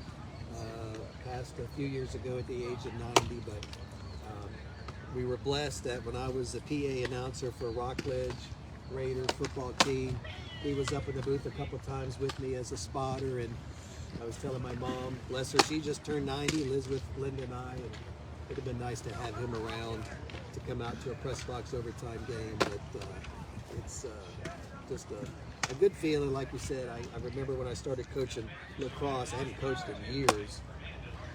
One of the girls was hollering out, "Coach." I didn't respond because I just forgot that I was, and when I did finally respond, you know, I thought to myself, you know, next to Dad, Coach is about as good as it gets. Now, Grandpa's up there now that I'm a grandpa, but at the time, next to Dad, Coach is about the best thing that you could be called. Well, you know, being a coach, you're a role model for young people, and you've got to be on top of your game. Yeah, you do. These kids are looking at you all the time. Not only a lot of them as a father figure, because they may not have a dad at home or a mother, but they're looking at you for guidance. Right, so you have to be at the top of your game. All right, speaking of the top of the game, we are back at it. The lights are back on, and somebody is home. And we've got number 2, Victor Hernandez, single and struck out. This is his 3rd time up. We are the top of the 5th, 0-0. Bayside visiting Satellite. Nice pitch. No outs. 1 and 2 on the batter. On the mound again for Satellite is number 13, Michael Faucher. He's got 4 strikeouts of his own. Oh, nice to the shot, right to the shortstop. Throwing it over to first, and he's got it. Got it at first. Nice play by the shortstop. Number 9's got a nice arm. I'm looking at that young man, number 9, playing shortstop, Brandon Bell. He's just a sophomore. I don't think I could throw it that far. Well, usually one of your best athletes at shortstop, and you put your worst in right field. That's where I was in right field.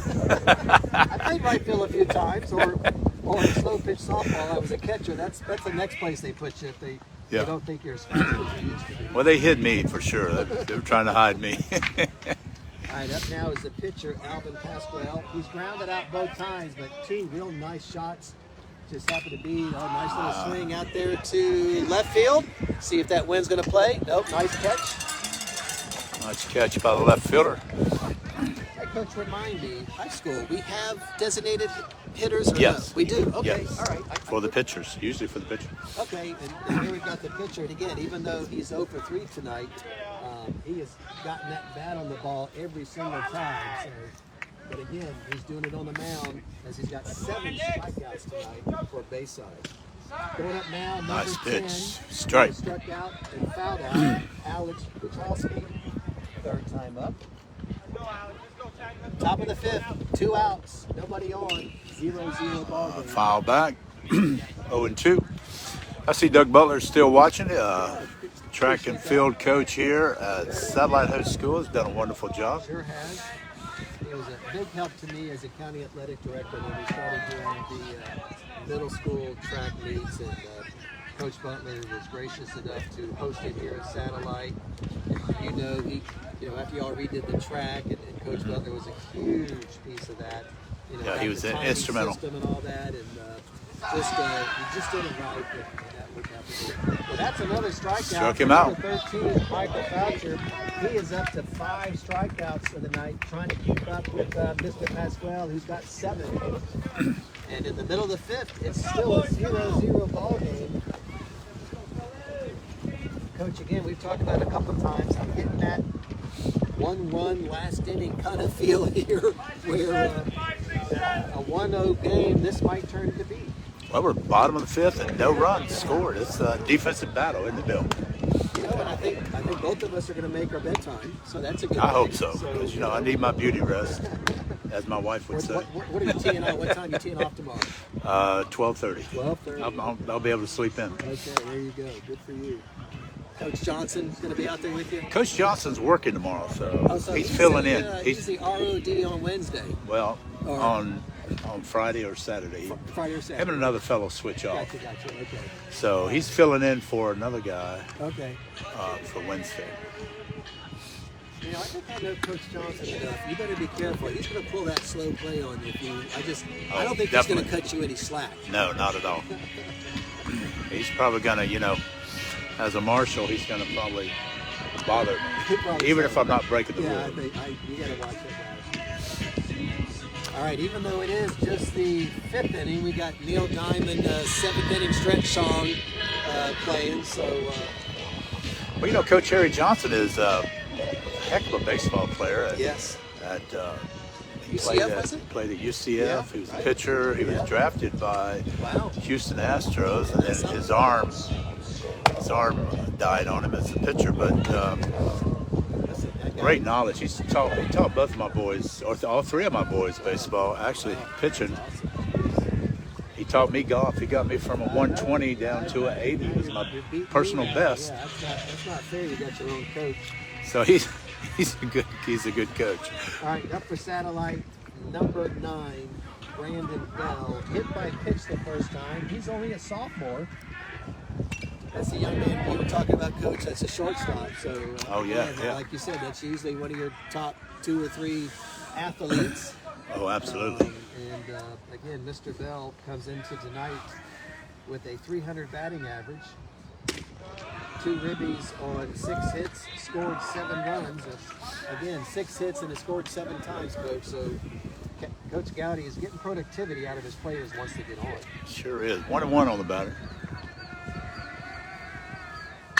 Oh, nice shot. And way up there going out to center field. Left field calling him off. Nice catch.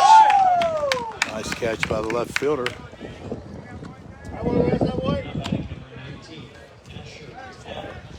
Now up is number 19, senior Asher Allen. I will say this, Coach, there's been a lot of hits out to the outfield, but as I watch the outfielders get under the ball, it doesn't look like the wind's playing too much havoc. I haven't seen them circling around, so to speak. So Yeah, it must not be too bad out there.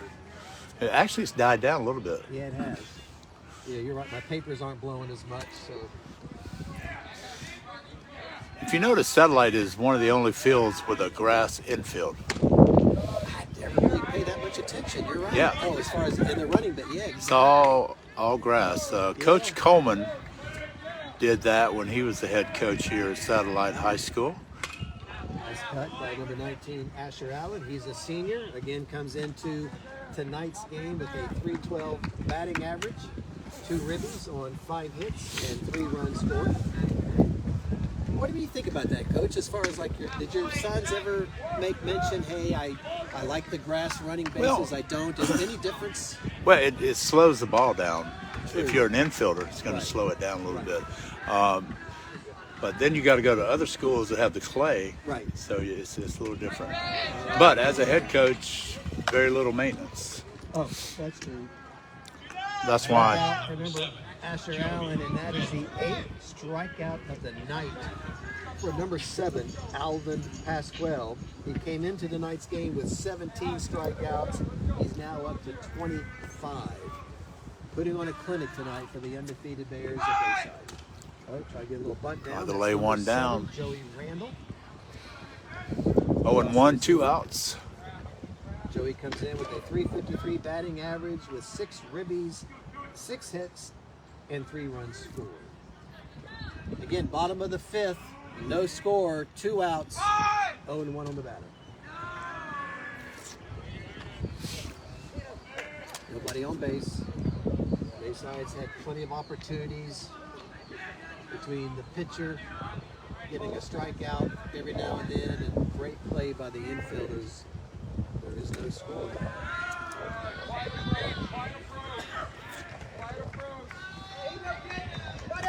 2-1 on the batter. 3 times when I used to play softball and coach. I always liked to coach first base. Not a lot of pressure. Yeah. Third base. Yeah. You know, Third, little the hot pressure seat. on, yeah, a little pressure on third base for a guy playing in a church league softball team. 2-2, 2 outs. I'd play so I didn't have pressure.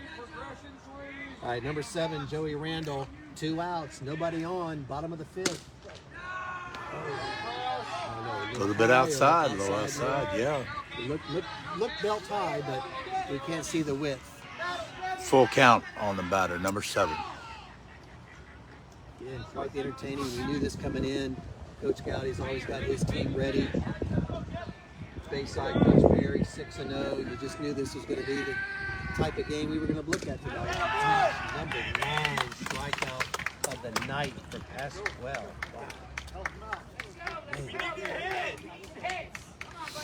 Come on. Coach, I don't know what year this young man is, but I'm sure he's got one of his, whatever you have in baseball as far as recruiting. He's got to have some first runners. He's definitely got radar up for this kid. What's our coach in Florida? I can't think of his Baseball? Yeah, I can't think of his name. Gosh, You got him on your direct dial, don't you? We need to. I think I do. We need to call him up and say, hey, before Florida State or Miami or UCF calls, that young man. And, you know, he is built. Looks like he's tall, but he can still put a little bit more muscle on that frame and just get better and better. But Yeah, right he's now, he's mowing them throwing down. some heat. Man, he's throwing some heat. You just joined us. We've played 5. It's 0-0. Undefeated 6-0 Bayside visiting the 4-3 Scorps of Satellite. Both teams ranked in the top 20 in their classifications. 6A, Bayside's ranked number 7. And 4A, Satellite is ranked, I believe it was 15. So again, 2 top 20 teams in their own classifications playing tonight. Just like you said, Coach, this is why we send 8 or 9, sometimes 10 teams to the playoffs every year in baseball. Yeah, there's some great teams in this county.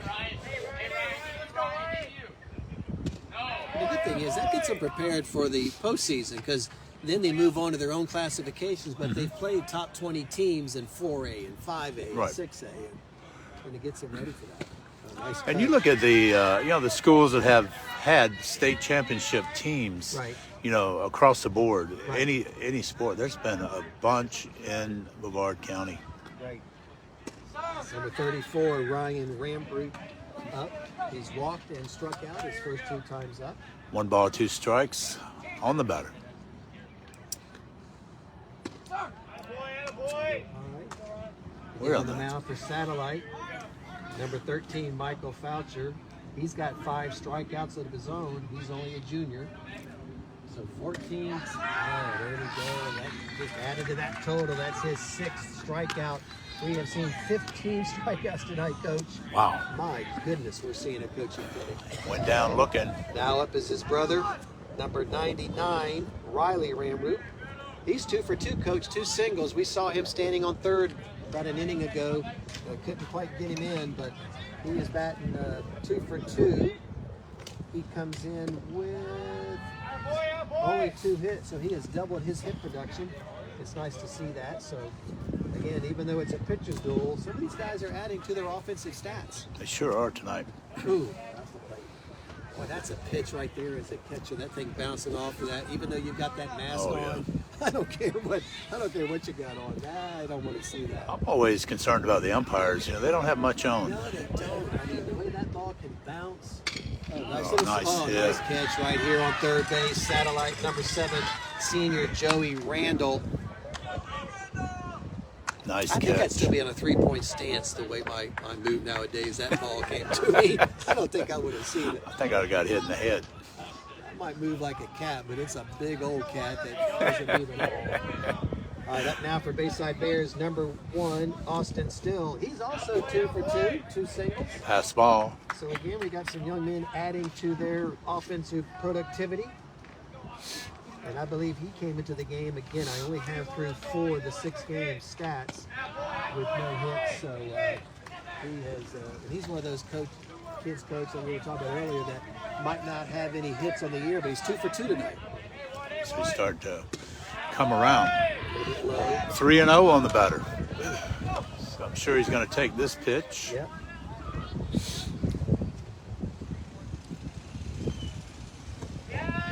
Yep. All right. Always take the first pitch. Phallus, I mean, yes, no. No, not necessarily. Not necessarily. Okay. It depends on who's hitting. Okay. If you got a guy If you got a good hitter. that's a 300 hitter, you're not going to just stand on a good one. What you want to do, you want to teach kids wait for your pitch. Wait for Gotcha, your pitch. gotcha.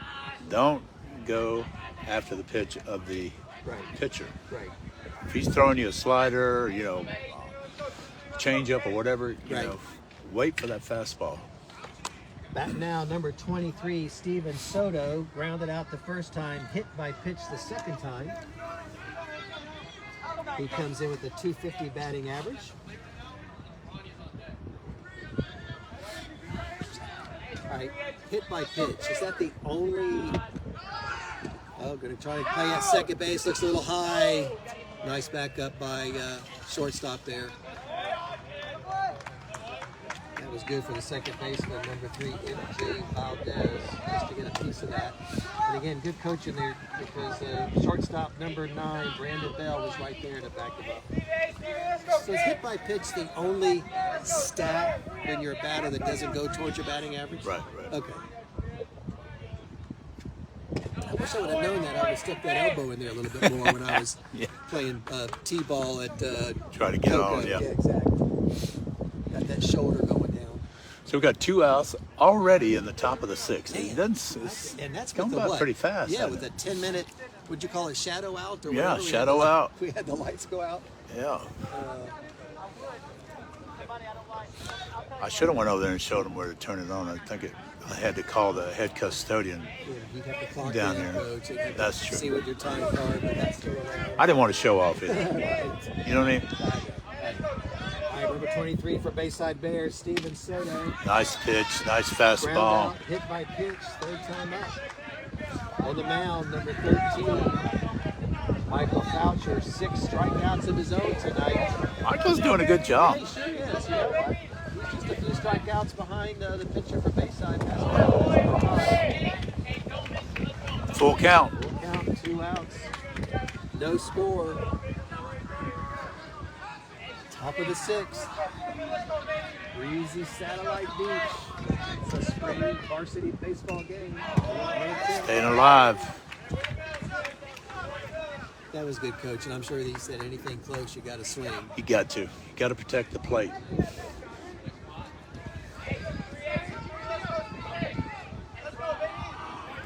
Gotcha, back to Pat, back to pitch. Oh, nice little shot. Oh, stopped Nice by the stop. shortstop. That saved a run right there. Nice play by number 9, Brandon Bell. That saved a run. But that's a nice hit by number 23, Steven Soto. He gets a single and standing on third base, Austin Still. Our timeout. Satellite. That was absolutely great play by the shortstop. That sure was. That was a run right there. Man. If they end up getting this out right here without him scoring, that right there is going to be proof. But, Coach, we saw Satellite in this predicament a couple innings ago. Bases loaded with 1 out. Pitcher got a strikeout. and I forgot what the other out is. So they, that's maybe something that coach is telling them, hey, we've been here before. We had, runner on third, bases loaded with 2 outs, the 1 out, they didn't score. So he's got to remind them that, all they need is 1 play. Yeah, I mean, they're playing, both teams are playing great defense. Right. Pitching is great. And, other 8 players are doing a great job. Sure are. They're doing their job. Yeah, exactly. And, Right. No runs, top of the 6th, and 2 outs. And that could have been a run. So easily. I think he was already rounding third by the time that Mr. Bell, playing shortstop for Satellite, got that ball. But pivotal moment, because again, you and I are looking at what could be a 1-run ball game, and this could be the 1 run. Certainly a possibility now. That Bell is quite an athlete. Yeah, he is. And I think he's just, let me see here, a sophomore? Yeah, he's just a sophomore. Number 1. 1 and up.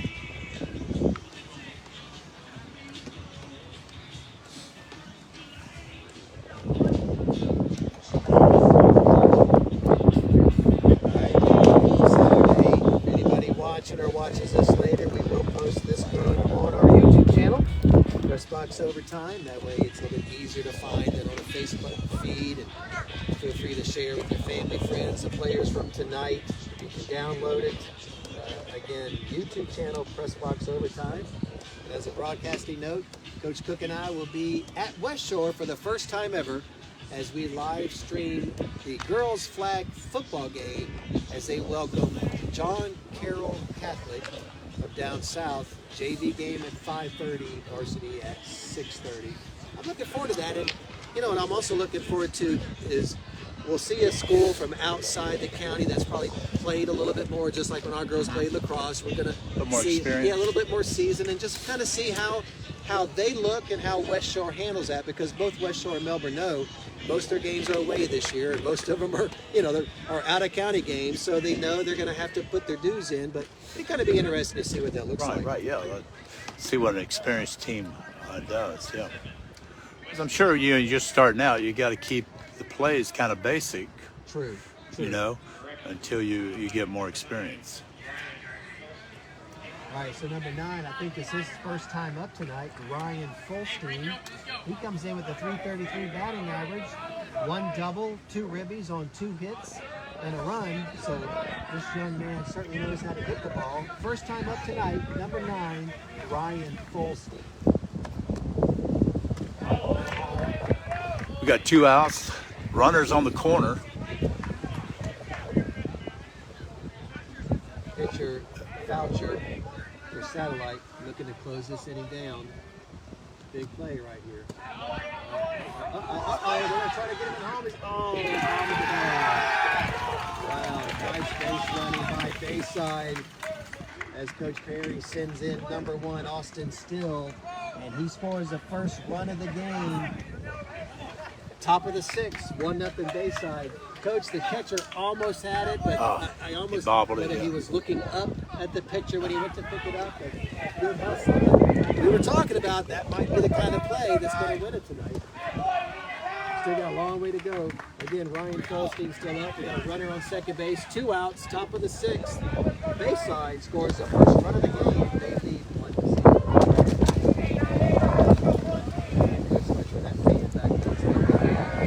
3-1 on the batter.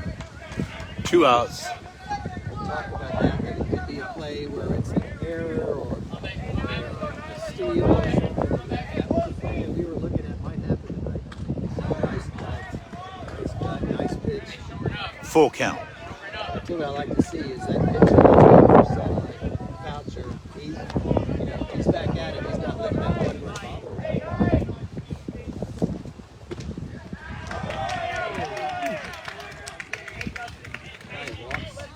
That looked like a real good pitch from here. You know what? Again, we can't see the left to right, so height-wise it looked good.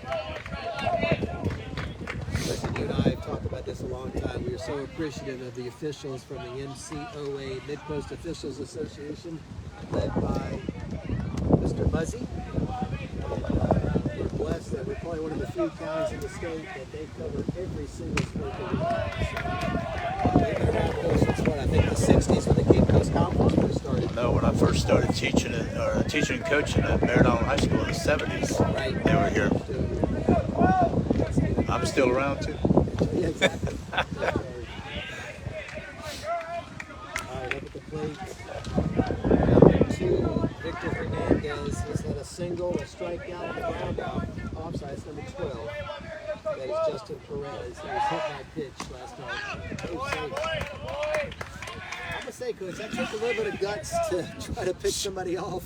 Sure Because that did. center fielder's way back there, and if that had gotten past number 3, the second baseman, MJ Valdez, that might have been a run. That probably would have been a run. It's a little dangerous. Justin Perez up. Hit by pitcher last time, 2 outs. Bayside up 1-0 2-1 on the batter. on a pass ball. The catcher made a valiant effort to get that for Satellite, but couldn't quite pick it up. Pitcher did a great job coming to plate. Coach Barry saw an opportunity and sent his runner in. Nice swing. You know, that was probably a good play, Coach. You know, maybe any other circumstance, but he's probably thinking it's the 6th inning, 2 great pitchers. That's an opportunity. I got to send a guy. You know. Nice cut. That's over. Out of play down first baseline. There's Breeze. Still ride that electric bike? Occasionally, when it's cold, Yeah. I don't ride it as much. Right. I go to the gym and get on the treadmill. There you go. Need an indoor activity. Right. But I love when the weather's good, man. I love it. I love that thing. To Patrick? work, right? Yeah. I've driven it several times. All right, again, top of the 6th. Full count, 2 outs, 2 on. Nice Comes up cut. with another massive strikeout. Faucher is now up to 7. Say, Coach, he is trying to keep up with Pascaul, who's got 9. So 16 strikeouts Wow. between the 2 of them. My goodness. We are That- seeing a clinic tonight. Satellite's going to have to make something happen. Well, and we thought, you know what, Bayside, you know, Coach Perry, knowing he's got this young man on the goal, he's probably thinking, gosh, if I can get one across, that might do it. Well, like you talked about earlier, Bill, you know, small ball, maybe bunt it, try to get a runner on, you know. Right? But, you know, Coach Gotti and his team have got to get something going right now. We're running out of time. You got 2 ups, going to be up twice. That's it. Right. Oh, right there. So hopefully, Yeah, you're right. It's, you know, it's not too often. That's where your experience comes in. Somebody might be tuning in, and again, it's only 1-0 Bayside in the bottom of the 6th. But the way this game has been going, when you're facing a pitcher that's had 9 strikeouts, that's a big run. I mean, that's Yeah. you know that's just they're right there. One of the hardest workers here. one of the in hardest. Brevard County. Let's get him on camera That's here. my friend. Oh yes. He likes to be behind the camera. He's been around longer than I have, I think. Ray Bailey, he is one of the best. I mean, that man, he'll be at a baseball game. He'll be at NASA in a couple of, watching a shot. Then Yeah. he'll be over at the art festival in downtown Cocoa. But thank goodness we've had a lot of friends that have moved on from the Florida today. But we are sincerely blessed that Craig Bailey is not one He of does a them. great So, job. Yeah, he he's- covered us in man. '88 when I had Wow, that championship is that team right? at Cocoa. Wow. Yeah, he was there almost every game. He was there. It was about 14 then, I think, right? Probably, Yeah, Craig? yeah. Probably about 13 when we started working at the Florida Today. I don't know. He's got a little gray hair, but he does have some hair. I would take some gray Hey, hair. I don't care what color it is. I'll take hair any day. Somebody posted on Facebook, what do you miss most from the 70s? That's what I said, my hair and my comb. All right, back to the game. Number 6 is up for Satellite, and it's Lucas Woobry. He's a senior.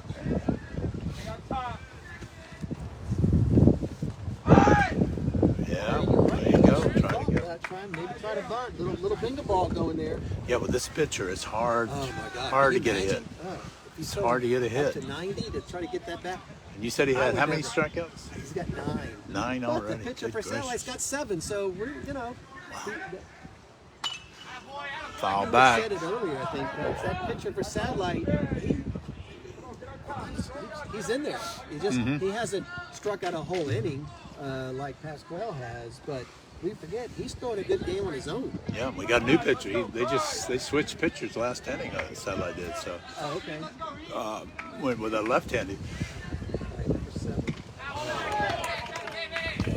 One out. 10th strikeout of the day, Elvin Pascaul. Wow. He's up to 27 for the season. Came in at number 17 and up to bat number 3, second baseman MJ Valdez. I believe he fouled out, maybe flew out last time up. MJ comes in with the 250 batting average. Bottom of the 6th, 1 out. Bayside scored at the top of the inning. They lead 1-0.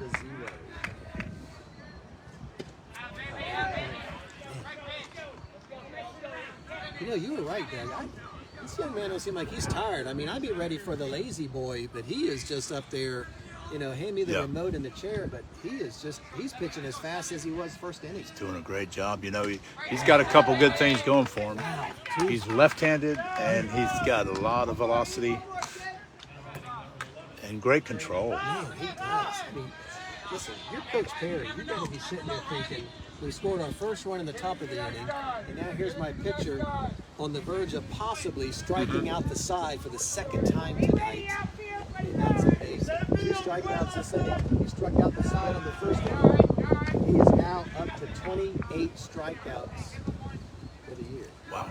Now, if we were playing Sandlot ball, he'd be my first pick if I was the captain. If I was the captain. That's a good hit. Good. Contact. Let's see. Somebody got to call somebody off. Oh, it dropped. That's a single. How about that? Yeah, that was a little miscommunication between first base and second base. But doesn't matter. You get a guy on, that counts as a single. Got somebody on with 2 outs. That's right. That was Valdez. He got a single. He's on 2 outs. He's a single.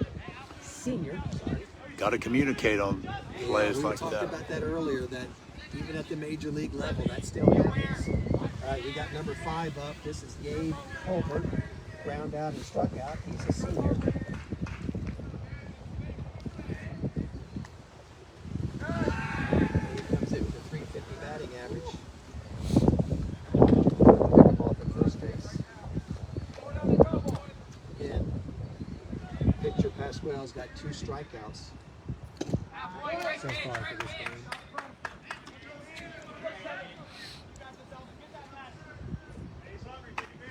Two outs, bottom of the 6th. Bayside leads Satellite 1-0. Satellite's got a runner on first. 2 outs.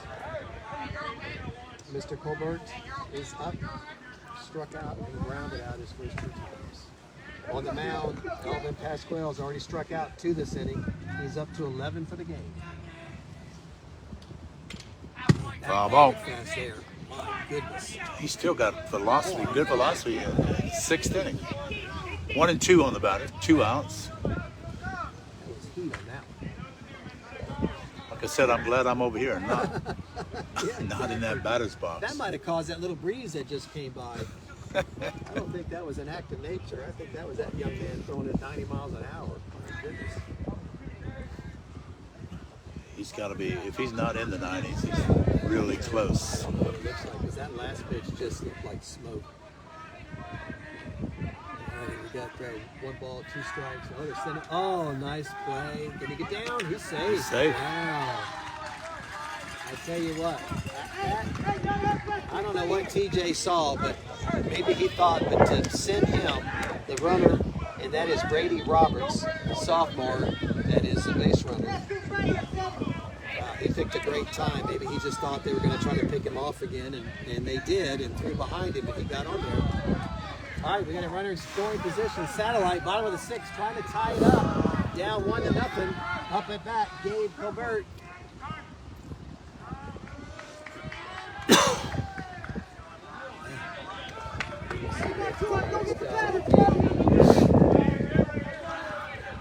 Gabe's got 4 ribbies on 7 hits, and he scored 3 times, so he can certainly bring him in. Big play right here. Foul back. I think that ball went into Lake Satellite. You know, when I was here, they did away with the practice field and built a lake back there. Lake Satellite. That's right. I remember that. I think I was at the Delore when they did that. All right, again, Bayside up 1-0, but Satellite 2 outs. Got a duck on the pile on second base, trying to bring him in. That is the one beauty, though, when you have a great third base coach, as all these coaches are. As a runner, you're just looking at him. He's telling you what to do. Oh, nice shot. Is that going to stay foul? Foul ball to left field. Nice shot, though. Coach, I'll be right back. I think if I get that, I might get a snow cone. Oh, they already threw it in. Okay, never mind. I was going to go grab it. That's right. That was the good old days, Bill. You You can run and get a ball and bring it back, and they give you a snow cone. Get a snow cone. Man. Ask me, what flavor did I want? Most of them I just said, put them all on there. I don't care. Look at a rainbow. Man, big play right here.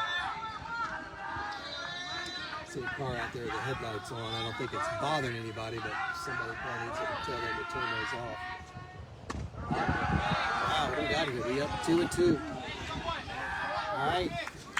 Bottom of the 6th, 2 outs. The count is 2-2. Runner on second.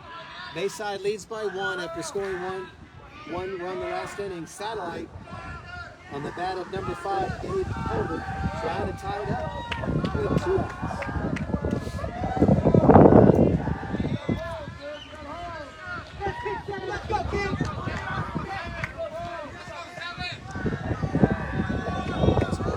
It's 11 strikeouts for the night.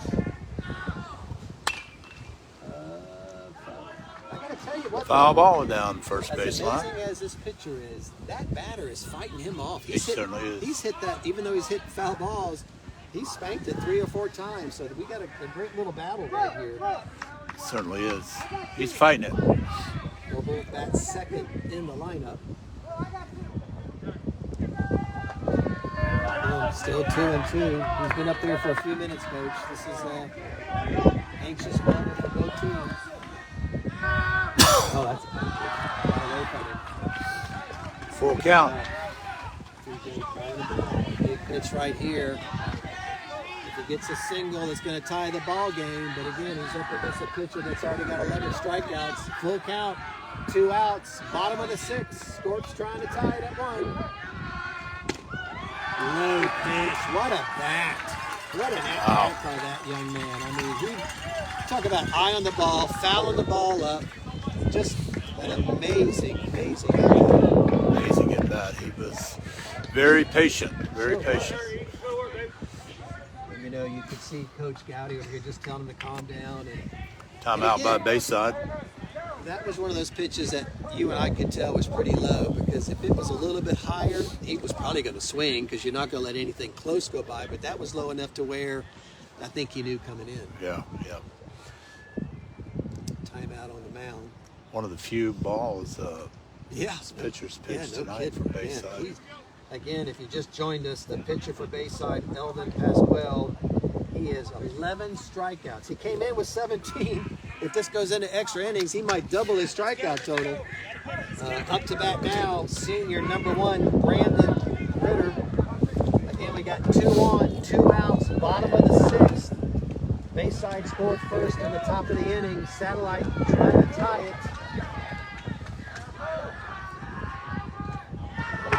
Low. Ball 1.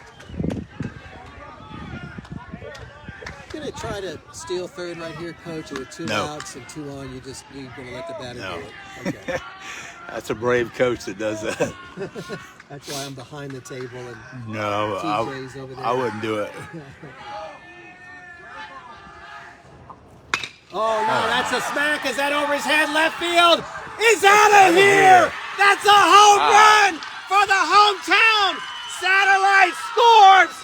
They lead 3-1. What are you talking about? Wow, Coach, what was that? Wow. 3-run homer by senior Brandon Reiter, and Satellite's up by 3. Wow, what a hit. Wow. Up by 2, 3-1. That might have hit Holland Elementary out Man, there. I don't know. That was gone. And you know what, Coach? There is not that much breeze right now. That was all that young man. Oh my goodness! But I tell you what, we've got to go back to That's a clutch the hit. previous batter, number 5, Gabe Colbert. He's the one really, with that at bat that he had and fouling off those pitches and taking that walk. Exactly. He's really the one that got him in this position. Sure did. Sure did. Wow, 3-run homer by senior Brandon Reiter. I tell you what, Bayside's not undefeated for nothing. With that pitcher on there, we got a long way to go. Wow. And they put plenty of guys on base this game that those Bears. What did you call it, Coach? A shadow out? Oh man. Do you need to go tell them where that breaker is? Or? I know where it is. Oh, that's frustrating. Maybe they know where the breaker is by now. Yeah. You know, the tough thing is it's tough on both sides. You got a pitcher out there that has just been on his game, 11 strikeouts. Now he's got it. You know, he's probably amped up. You know, he wants to get back for that home run, and then you got the at-bat batter that now he's got to take a little step back. That's tough for both sides. It sure is. I mean, he's been pitching a great game. Oh my gosh, phenomenal game. But you know, these kids, they play to win, man. They, they have the work ethics, Right. and you know they're out here to win. It's on their home field for Satellite, and these kids aren't going to give up. Now, Brandon Reiter, number 1, who got that 3-run homer just a few minutes ago, he came in with a 0 batting average. He's been at bat 18 times, 2 ribbies and 3 runs. So again, if I'm reading this correctly, that's his first hit of the year. And right? I guess if I'm going to wait 18 at-bats for my kid's first hit, he might as well be a 3-run homer. But pretty phenomenal on senior Brandon Reiter. But so I wonder what the rules are, and I can't remember the first time we had this. You know, at what point do you tell the pitcher that he could maybe warm up a little? Because it's not fair to him to be sitting out there, because it is a little chilly out here. Yeah, he's going to have an opportunity to get a few warm-up pitches. Oh, when they come back on? Okay, all right. And if you're just joining us, what an exciting inning we've had. Bayside scored a run on a pass ball, and we were talking about bingo ball, small ball earlier.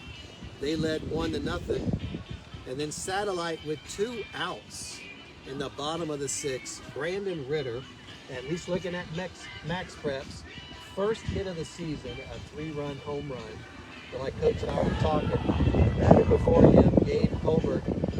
I don't know, Coach. He must have faced 10 pitches, but he fouled off 5 or 6. Oh, he hung in there, didn't he? He sure did. In a full count, took that low ball, and he walked. And that right there led to Brandon coming up, because that was a big at-bat by that young man. And you know this better than I as a coach. Those are the little things that don't make the stat sheet. And that at-bat was probably one of the most impressive things we've seen. Yeah, he was definitely hanging in there. And he got walked. Yeah, and that loaded the bases, and Mr. Reiter came on and said, okay, let me follow everybody. You see Mr. Pascaul walking out there. What a game he's had. I don't know what year in school that he is, but again, Elvin Pascaul, he has struck out the side first inning, had 2 strikeouts. Actually, Coach, was that this inning? He had 2 strikeouts. I think it was. He had 2 strikeouts this inning, and Satellite hung in there, and he came in with 17 strikeouts. Came on, listen to this, he came in with no walks. Wow. And that young man, Gabe Colbert, walked tonight, and that set up the 3-run home run. But again, pitcher Pascaul, he is up to 28 strikeouts for the year. Well, you kind of feel sad for him. Yeah, it's kind of a tough. Pitching a great game like that. Yeah, it's a tough spot to be in as far as. It really is. You know, listen, I know it's TJ's on it. I know it's tough on him too. You know, home coach, and you know, it's just. What do you have over here? A feel or Duke Energy? What do I need to? I think it's solar. Yeah, exactly. I think it's Tesla Right. solar. Did you all upgrade Satellite High School to solar last year? Yeah, solar lights. If we do another, you got a generator at your house? If you got another game, we can put that on the dolly and bring that over here. Again, if you're just joining us, Bayside comes in undefeated. And what's really impressive by that team is they have scored 46 runs in their first 6 games and only given up 4. So, again, Coach, they've only given up 4 runs in 6 games. And that 3-run homer almost double the amount of runs that they gave up. They pitched 3 shutouts, 2 1-run games, and 1 2-run game. And they're ranked 7th in 5A, where Satellite, in their own right, coming in at 4-3, is ranked 15th in 4A. They've scored 40 runs coming in and given up 30. And they're riding a 3-game win streak. So again, we knew this coming in, Coach, with undefeated Bayside, and you and I knowing Coach Gowdy. And I'll be honest, I think this is a better game than I thought it would be. It's very competitive, and we're probably watching two playoff teams right here play. Yeah, they both have done very well defensively. We haven't seen that many hits. No, But defensively, defensively, both teams have done well. Again, just from the first 6 innings, we know Bayside can get players in scoring position. So they're only down 3-1. It is the bottom of the 6th. And Bayside, they probably had more runners on base than Satellite. So they've got great opportunity to tie this game up and hopefully take the lead to stay undefeated. Yeah, Bayside's left maybe, 9 batters on Probably base? so, yeah, right. I'm trying to think. I know they've loaded the bases at least one time. A lot of runners left on that for sure. Coach is not going to be happy about that. Yeah, and again, this is tough for both sides. It's tough for the pitcher, young man standing out there. I mean, again, just he gave up that home run, and he wanted to come back with a vengeance to get a strikeout to end this inning. Actually, has 2 strikeouts for this inning, and now you just kind of amping it down a little bit, and it's tough for both sides. But like you say, Coach, they'll give him a few practice pitches when the lights come back on. And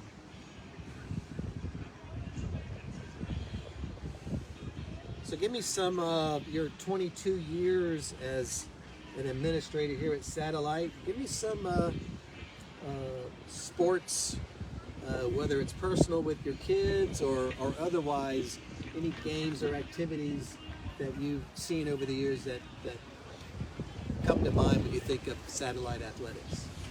Well, as far as my son, Connor, he hit a home run against Merritt Island here. And that was kind of cool, Was that like a walk-off kind of a thing? Yeah. Wow. Hit it over right field fence, so that was kind of cool. Satellite has not been known for great football. Sure. Although they had some good teams. Sure. But main thing at Satellite is cross country, track, swimming, Tennis. tennis Had some good. Yeah, baseball. Girls lacrosse, 3-time Girls district lacrosse. champ. We got to throw that out there. Baseball. Baseball. Been good. Yeah. Back in the day, I think it was 1988, 87, Satellite won the state championship in baseball. Okay, I don't know if I That knew was that. with a young man by the last name of Lowe, who could throw in the 90s. I remember him. Yes. Yeah, he could throw in the 90s. And they won the state championship with him. Now, softball was good too back then. Right. Really good back then. Well, this whole area, was it the Hedgecocks? Hedgecock. I mean, Judy Hedgecock. Judy Hedgecock, and whether it was high school or just what you call it, club teams, nationally known. Right. Yeah. Judy Hedgecock in the 60s played here. Okay. And her dad, Mr. Hedgecock, came here to Satellite Beach and bought this whole area Is that right? and developed it. Wow. And there was a lady by the name of Miss Scotty Culp. I remember Miss Scotty Culp. God bless her soul. Miss Scotty Culp, Yes. good friend of mine. Yeah, She told me yeah. this story. Mr. Hedgecock, he came down and he was negotiating a price with this gentleman that owned this property. Okay. Whole Satellite Beach. I mean, I'm talking about the whole Satellite Beach, Wow. not just where we're standing. Wow. But Mr. Hedgecock said, I will buy it, but I don't want the beachfront property. Because he said, I don't think anybody will buy that property because of the salt and spray. And the guy got upset with him. The owner of the property got upset and said, Mr. Hedgecock, you either buy it all or we're done. And it The didn't deal's happen? on. But he bought it. He bought the beachfront and everything. So that's just the thought process back then. Now you see the big condos Exactly. that are $1 million. Where's the beach at? I can't see it. Right? Over $1 million condos right over here where the lights are. Right. So, yeah, it's pretty interesting, the stories that Miss Scotty Culp would tell me in reference to Satellite Beach. There used to be, down here where Dos Amigos is, the little Dos, they've closed it now, but Right, saw there that. was just one pole there with a telephone on it. What? Yeah, just one telephone that the entire community used Are you? when they first developed. That is crazy. Yeah. Wow. I'm going to guess it was a party line. Yes. Where you pick it up and everything. Well, Yes. maybe not because there was nobody else over here with the phone. So maybe it wasn't a party Probably line. wasn't a party Yeah, line. right. It's just one phone Only for one phone. the whole Satellite Beach. But what a great community! It's such. It's like this community to me when I first moved over. It was like 1960s. Sure. You know, such a nice, Little click, yeah. such a nice community, and people are so friendly and nice, helping each other. Right. It was just. It was a pleasure to work here for 22 years at Yeah. Satellite High School. Great kids, great teachers, administrators. Yeah, we were very lucky. You know, it's funny. I grew up in Cocoa, went to Cocoa High School, 2 years at BCC. Anyway, moved back up here, teaching at Kennedy. Got my master's, looking for an administrative job. And I saw this school called Delora, and I'm embarrassed to say, I had no idea where Delora was. Right. You know, when you're in Cocoa, you go to Cocoa Beach, that was about it. And looked on the map, and okay. And actually, I took Devin up to space camp in Titusville, of course, during the summer. Came back home. I'm in my little office typing up my little letter of intent or interest, whatever you want to call it. I get a phone call, and it's Jeremy Solomon, good friend of mine, just recently retired. Principal at Delora called me up and said, Jeremy Solomon, Principal at Delora. And I said, oh, I know who you are. I'm typing you up a letter to hopefully interview. So can you come over today? I said, sure. And I was blessed that he gave me my first start as an administrator. Now we're good friends. You work with his lovely wife, Brenda, coach and teacher many years over here at Satellite. And I went to visit a friend of ours the other day. We're actually going to go on a motorcycle ride this coming Sunday. Mr. Bill Hall, one of the best administrators, directors I've ever met. Oh, absolutely, And, great guy. We used to ride together. Of course, he's retired. And I told him the story that after I got hired, I asked Jeremy, how did he hear of me? He said, well, I called his friend Bill Hall at the district. I said, give me a name or two. I need a dean right now. And God bless Bill, gave him my name. And so looking forward to seeing Mr. Hall this Sunday. Yeah, he's a great guy. He's very helpful, very friendly, Sure is. funny. Yeah, oh my gosh. All the presentations he gave were so informative. Yeah, right. And Dory, Bisbee. Yeah. Just Great, really great people. good people. That's a good way to put it. Now, you're talking about the Laura. You went there when was it a middle school or was it a junior high at the time? No, it was middle. It was just 7th and 8th. Yeah. So, Mr. DeLaura was the first principal there. Right. Then he left there and went to Satellite High School as a Okay. principal. Okay. And then passed away shortly after that with cancer. I didn't know that. Cancer. So he wasn't at Satellite High very long. And then that's when they named DeLaura after him. Correct. Right. So, Yeah. did you work at Satellite when Dr. Mosley was the principal? No, No. I was after Dr. Okay. Mosley. He was my chemistry teacher at Cocoa. One of my favorite teachers. All right. As they say, the lights are back on. That was another little 5 or 10 minute break. Hopefully, I don't know if Doug is still watching. Anybody else still watching here in our little, as my Papu would say, the Doug story Butler's is. up past his bedtime. I'm sure he better get to bed. You know, and he's probably working on a game plan for the next track meet or something. And what do they call it? He's got us on as noise in the background. Well, I want another state championship before he retires. Exactly. Hopefully he can do that. All right, so we are back at it after a 3-run home run. by Brandon Reiter. Satellite up 3-1. Oh, nice shot right up the middle. That's number 4, rounding first, staying on first base. That is Jaden Batts for Satellite. He flied out the first time, gets a single the second time. Brandon Bell, he is the shortstop we've been talking about a lot. Scorpions are waking up. They're hitting the ball. Putting the aluminum on that ball, you know. Brandon Bell flied out his last time. He's just a sophomore. That was Jaden Batts, senior, just got a single, standing on first base. 2 outs, bottom of the 6th. Satellite leads 3-1. 2 outs, runner on first. Satellite trying to add to their run total, because again, with the pitcher that Bayside has, Mr. Pascaul, and the batters that they have, you know they're going to ride up to first base. That's number 34 making that play at first, Mr. Ryan Ramrey. And at the end of 6, thanks to a 3-run home run by senior Brandon Reiter, which might have been his first hit of the year, Satellite leads 3-1. No heads down. Separate the men from the boys. Let's go. You can hear the chatter in the dugout, Coach. I mean, listen, you got an undefeated team. This team knows how to win. They've only given up 4 games in the 6 games before tonight. With the pitcher that they've got on the mound, what did you say, 9 or 10 guys they've left on base. Now it's just a matter of getting those guys on and pushing them through. Exactly. It's not over yet. Yeah, I agree. Not over yet.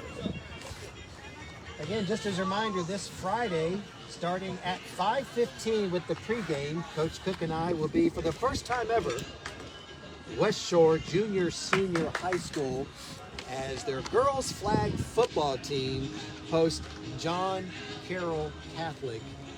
Again, that's this Friday, girls flag football, JV at 5:30, varsity at 6:30. And I'm not sure what time, but this Thursday, sometime between 3 and 6, on the Mark Moses Show, he and I will be talking a little bit about high school sports. I'm going to go over some of the teams to watch in baseball and softball, talk a little bit about flag football, as well as, I was telling Coach earlier, we've got a couple of young men that have high jumped over 7 feet here in the county. So it's only a 3-hour show. My time slot's probably only about 20 minutes, but we'll talk about some of the exciting things here in Brevard High School. Coach, you're playing the Beach Boys now. That's Wow. right up your alley. They're still touring. You know, Isn't that something? wow. I think they're going to Did you be play in your Corvette? You still got the 8-track, right? Yeah. Well, actually, yeah. I used to have the 8-track in the 69 Corvette, but I changed that over to a cassette. Okay. Because you just couldn't buy the 8-tracks anymore. The No. flea market didn't even have them. No. If the flea market doesn't have them, I've got a 96 Corvette too. It's got a cassette. It's all original. all of it, that's crazy. Yeah. As a matter of fact, I drove it tonight. Did you? All right, up to bat for Bayside. Top of the 7th. They're down 3-1. All 4 runs scored in the 6th inning. This is Mr. Victor Hernandez.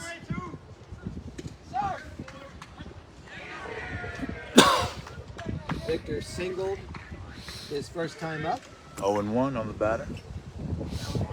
Again, Bayside's got the batters. They've proven that by having 9 or 10 left on base.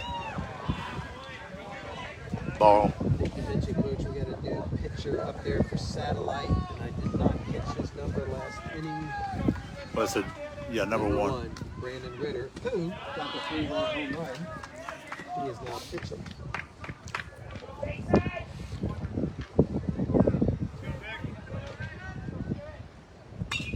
Foul back. 2-2 on the batter. Bottom of the 6th. Or top of the 7th, I'm sorry. Top of 7, yep. Top of 7th. I'm embarrassed to say, is it 9 innings or 7? 7. It is 7. Okay, Yes, sir. wow. So this is the last, last opportunity for Bayside. Pass ball. And there you go, you got a walk. That's the way to start it. Victor Hernandez with the walk. Seventh inning. They got to get at least 2 runs or this game is over. Again, Lead off Bayside batter. comes in undefeated. Tying run at the plate. Not a good thing to walk the first batter. I don't think he's gotten a hit tonight, but he has hit the ball solid every single time. So if there's any time to get that first hit of the night, this is it. Oh, nice. Very good again. But it's right to the second baseman. They're going to try to pull a double play. Not in time.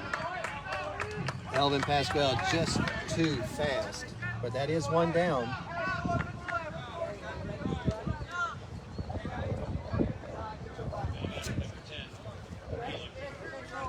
So, Coach, on a fielder's choice, counts against you as or doesn't count? How does that work on the batting end? I can't remember. It doesn't really count against you. No. I couldn't remember. All right, 1 on, 1 out, top of the 7th, Bayside down 3-1, needs to score 2 Got a runs pinch to keep runner. this game going. Number 10, Alex Brachowski's up. And I don't believe he has gotten a hit today, so that would be a good time for that to change. Again, only plays 7 innings. Bayside needs to score 2 to keep this game going as they're down 3-1. All 4 runs scored last inning. Pass ball, got the first run in for Bayside, and Brandon Reiter currently on the mound, got a 3-run home run. On a 3-2 count, I believe. 1-0. Bears are going to have to do something right here, Bill. Yeah, you know how to get 2 outs right now. They gotta do something. Guy on, maybe move him to third. Good eye. 2-0. Brandon Reiter comes in with a 2.03 ERA in 3 appearances. He's had 1 save, and he also has 15 strikeouts. So again, 3 and out. he's got 3 guys with at least 15 strikeouts. So that's going to be big going into the playoffs in a couple months. 3-0 on the batter. Sure, he's going to take this. There it is. Walk 4 him. straight pitches. All right, so we got 1 out. Runners on first and second. There's Gotti coming out. Let it fall apart here. Again, we talked. It's no surprise. 6-0 Bayside Bears. They've scored 46 runs in just 6 games, so they know how to score.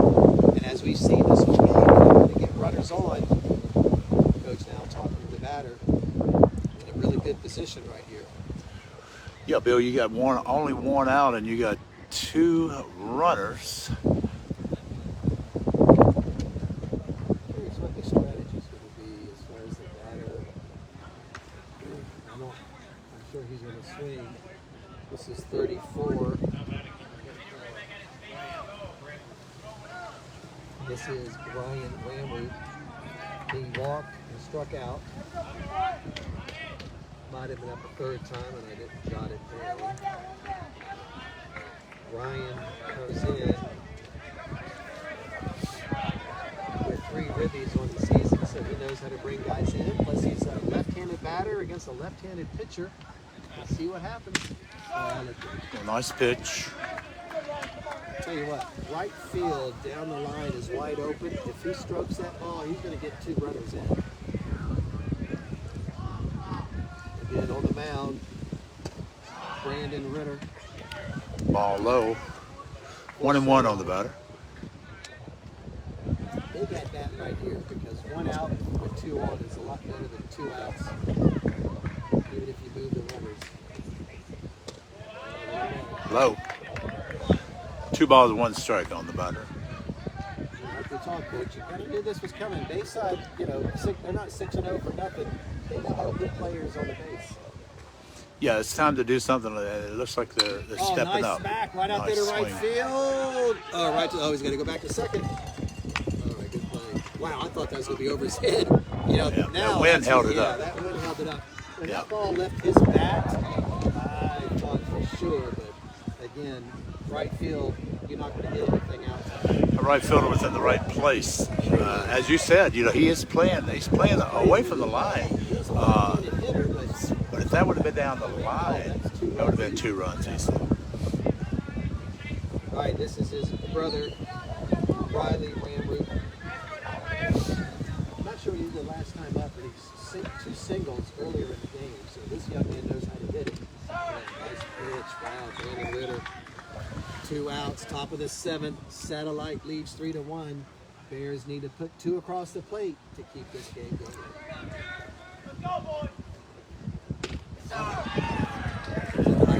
Kind of high. It just looks so good. Hard to stay off of. They are, man. It looks so good. All right, no balls, 2 strikes, 2 outs. Big pitch coming from senior Brandon Reiter to number 99, Riley Ramroot, who's got 2 hits tonight. Struck him out. What a ball. All right, that's the ball game. Well, Satellite takes the home win, 3-1 over the Bears. Again, we were very fortunate to watch 2 teams, and now, Coach, I see why they're both ranked in the top 20 in their classifications. Quite a game. Quite a game. Quite a defensive battle. Oh, it sure was. Great pitching by both clubs. Oh, yeah, Pascaul for Bayside. He ended up with 11 strikeouts, and I believe, let me find my sheets here. Satellite had 7 of his own, and I think that Brandon might have hit 2, so he saw 20-some strikeouts tonight. What a game, Coach. I mean, well played. We thought 1-0, 2-1. We kind of knew it was going to be I didn't see a 3-run home run coming, though. No, I didn't either. My goodness. I would have never predicted that, but I believe it was Ritter, was his name? Brandon Reiter. Brandon Reiter, he just crushed that ball. He did. My goodness. I mean, but like we talked about, the batter before him, Gabe Colbert, he must have taken 9 or 10 pitches, finally got that walk, because there was 2 outs, and then the next guy up. So, again, that's a stat you're not going to see, but that walk by Gabe with 2 outs to have 2 men on, that let Brandon have the opportunity for the home run, that's what really won it. Coach, this is something we saw last week. Yeah, I love it. I love it. Absolutely love it. Coco, and as hard as they played and as hard as they fought, and again, just a moment of silence, a moment of prayer, whatever it is. But and I'm sure it's not just Brevard, but we've always talked Brevard. I don't care if we end up getting 1 million people, which we might in a few years. It's still that small knit community, even though we're 76 miles long, county, and we're blessed for that. Yeah, and you're over here on Satellite. This is a barrier island. It's right. It's kind of away from everybody else. Right. But of course, Palm Bay is growing tremendously. Oh my goodness! I don't know how many thousands are down there, but you're right. It's and we talked last week also in reference to baseball being such a close knit community. Right. Probably more so than any sport that I've been around. What do you think that is? You think because a lot of them play each other throughout the year? Yeah, I think that's one reason. They play travel ball together, play AAU. Sure. They transfer schools, whatever. But I think it's just the game itself. It's a classic game. That's a good point Really you make. That when you look at the type of game that is, and the type of community that we are, when you put those 2 things together, it makes a big difference. And that's pretty good. Like I said, I would have never thought about it that way. But you're exactly right. That's right now both teams are humming. We're not sure. We did mention to Coach Gowdy. We had the pleasure last week. Coach Hansen came up to us, slipped me a little note there after the game about interviewing one of his players. We had never done that before, and I thought, we had such a good time, so I told Coach Gowdy, doesn't have to be the player of the game, didn't even matter if they won or lost, we just thought we would interview somebody from the home team, no matter what the outcome is. And so what we can see is he's huddled up and he'll send somebody over. If not, then I'm going to get my hamburger and French fry home and heat that up in the microwave. That's the best hamburger I've ever had in my life. Listen, Let me tell you, the greatest thing that ever happened when I went to college was the microwave. If it wasn't for that, absolutely. I don't cook. I hate to say it. I do cook breakfast. I think most men like me that don't cook, we cook breakfast. We can do eggs, or we can do bacon, and you know, grits and oatmeal. Yeah, we can That do that. microwave, I could come home and just put that in there, Right. crazy, for 2 minutes, and Yeah. enjoy my dinner after that. And then what did we have? We had, this is probably where the fry baby, where you could just dump those fries in that big old vat of hot oil. Oh, yeah. Oh. You know, hush puppies. Delicious. Oh my goodness, great. But luckily at that age, 19 or 20, we pretty much burned off whatever we should not have eaten. Right. Whether it was fatty stuff, oily stuff, sugary stuff. So, Well, yeah, they're trying to take away all our good food. Yeah, what's you with know? that? Come It's on. like, you know, fried food, not supposed to eat, Right, sugary, candy, right. carbohydrates. You know, that's good stuff. You know, put the accountability on us, and if we don't work it off or run it off, then shame on us. But let us Yeah. make the decision what we Thank what you. we can Thank eat. you. So- Ice cream, Yeah, butter ice pecan cream. ice cream. Oh, I could eat a whole gosh. gallon of that, man. Mint chocolate chip. That Oh, that oh, was yeah. the Breyers, one. Breyers. Oh my goodness gracious. Come on. Oh, Now I of could eat a course, whole gallon of that too. listen, I wasn't the best shopper. You know, when I was in Gainesville, we had pick and save. Mm-hmm. Pick and save. It's a grocery, and they had this little cafeteria thing in the back. And I remember, and I'm going back to 81, 82. It was 99 cents, all you could eat. Now, of course, I'm probably making $2.50 an hour, Yeah, yeah. and that's where I went. Now, they had that pudding that it took a few shakes to get it to drop off the sponge, Yeah. you know, or off the spoon. But 99-cent all-you-could-eat buffet at Pick and Save in Wow. Gainesville. That's but eating good right that there, was, buddy. now That's you eating mentioned good. ice cream. What's the place down in? I think they're still open in Palm Bay, Steakhouse place or something. And they had like the ice cream bar, you know, Oh, there yeah, that you yeah, could go yeah. and get all the Westland sprinkles, Sizzler, Westland something Sizzler. like that. Yeah, Golden Corral maybe. Yeah, That's Golden it. Corral, yeah, And yeah. man, you get that. Oh. Bad thing is I take the kids. Okay, Dad, I had a piece of pizza. Can I go to the ice cream bar? Like, no, you got Eat your broccoli. You got it. Yeah, you got it. Yeah, right. Yeah, 2 bites of broccoli. Okay, here we go. Let's see who we got coming over. We got a couple scorpions coming over. I'm gonna have. These guys are let's see like- who we got. They're like sour, superstar. Gentlemen, how we doing? All right, Coach sent you over. So let me remind myself. So we got Brandon. I'm gonna give them your. We'll start with 13. Have I been pronouncing it right? Is it Faucher? Faucher. Sorry about that. Faucher. Hey, don't watch the games. Then if you so Faucher, and then we've got, is it Reiter? Reiter. Coach, I said Reiter. Reiter did a heck of a You job told me. tonight. So let me give it to the pitcher first. So starting pitcher number 13, Michael Faucher. Oh, I'd like. All right, so I didn't see, because you came in right to help to finish off pitching. I didn't see when you made the change. I had you down for 7 strikeouts, or was it just 6? And maybe he got 1 or 2. I can't remember. I think I had you down for 7. And I tell you, what a pitching duel. Because the other pitcher, Mr. Pascaul, he had like 11. And you had about 7 or 9. So you get in there and you're going, and we thought it was going to be this kind of game, 1-0, 2-1, something like that. They scored that run, which we figured was going to be a small ball play like that. Catcher made a great opportunity. I think he was looking at you as he went to pick it up. You know you're playing an undefeated team ranked in the top 10 in 6A. How do you recover from that? You're down 1-0. How do you get back in that mindset? All right, I got to go back and do my job. I just forget about everything that's happened. Okay.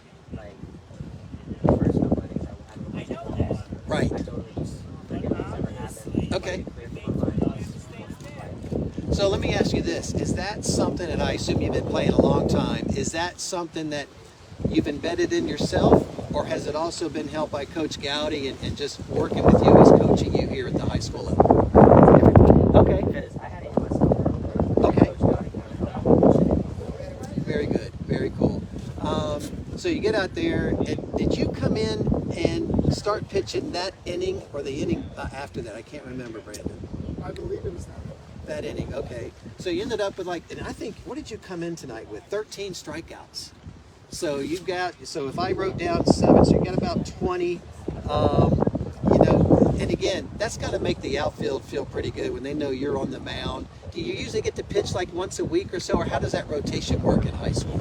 Yeah, it's usually once a week. We have like 3 or 4 pitchers that throw every week. Okay, It's kind of just a gotcha. once in a row. Now, Coach Cook here, you may not know, or maybe you were here before you retired. He was an administrator here at Satellite, had three sons that played, 2 that played in the minor. I know you're a junior. Are you thinking about baseball the next level? Are you just enjoying it? And if you are, I'm just curious. We've all, between the 2 of us, 7 kids that have played college sports. What do you do along? Is it you and your parents, you and Coach Gowdy? How do you kind of look at what do you want to do after high school?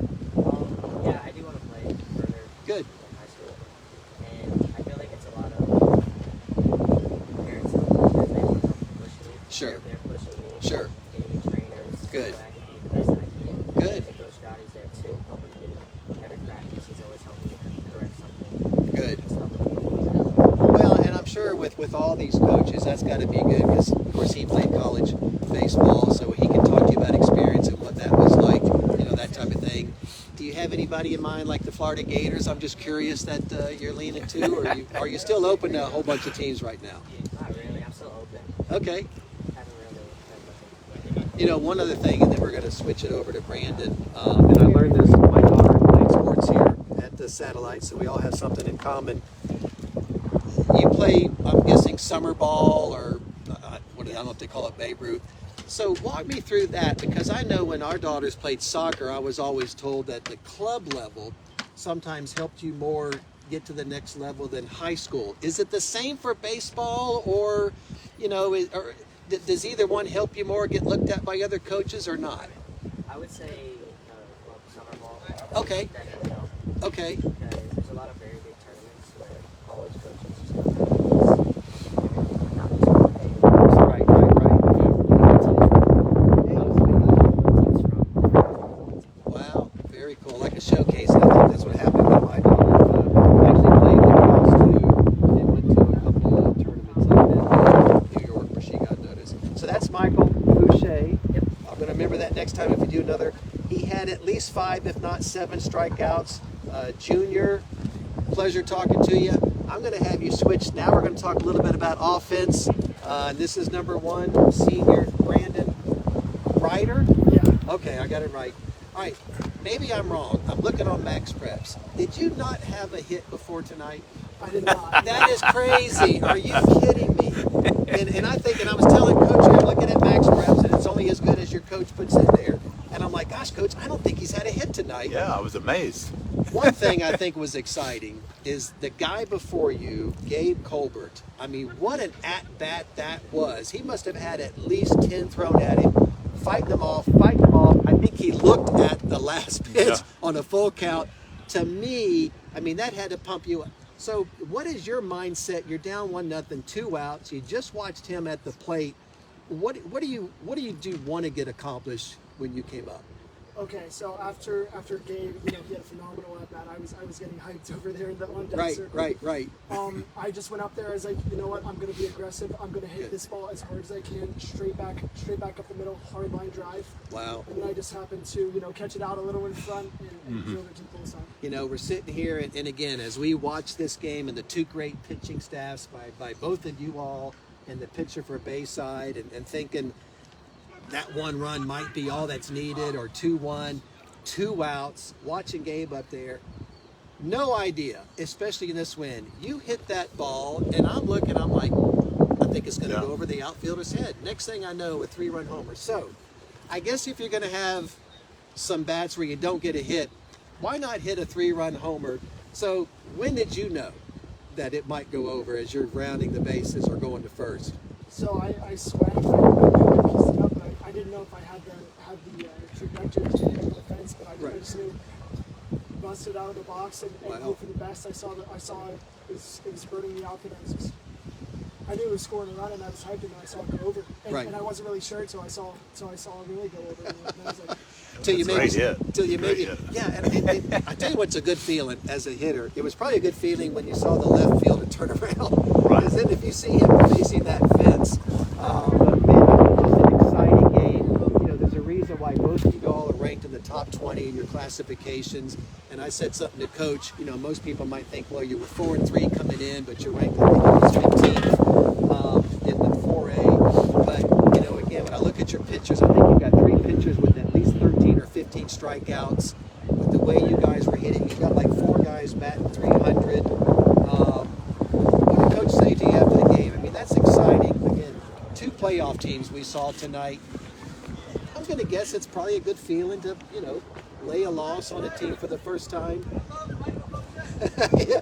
Hey, you pronounced it right too, so I didn't. What kind of stuff did he say after the game?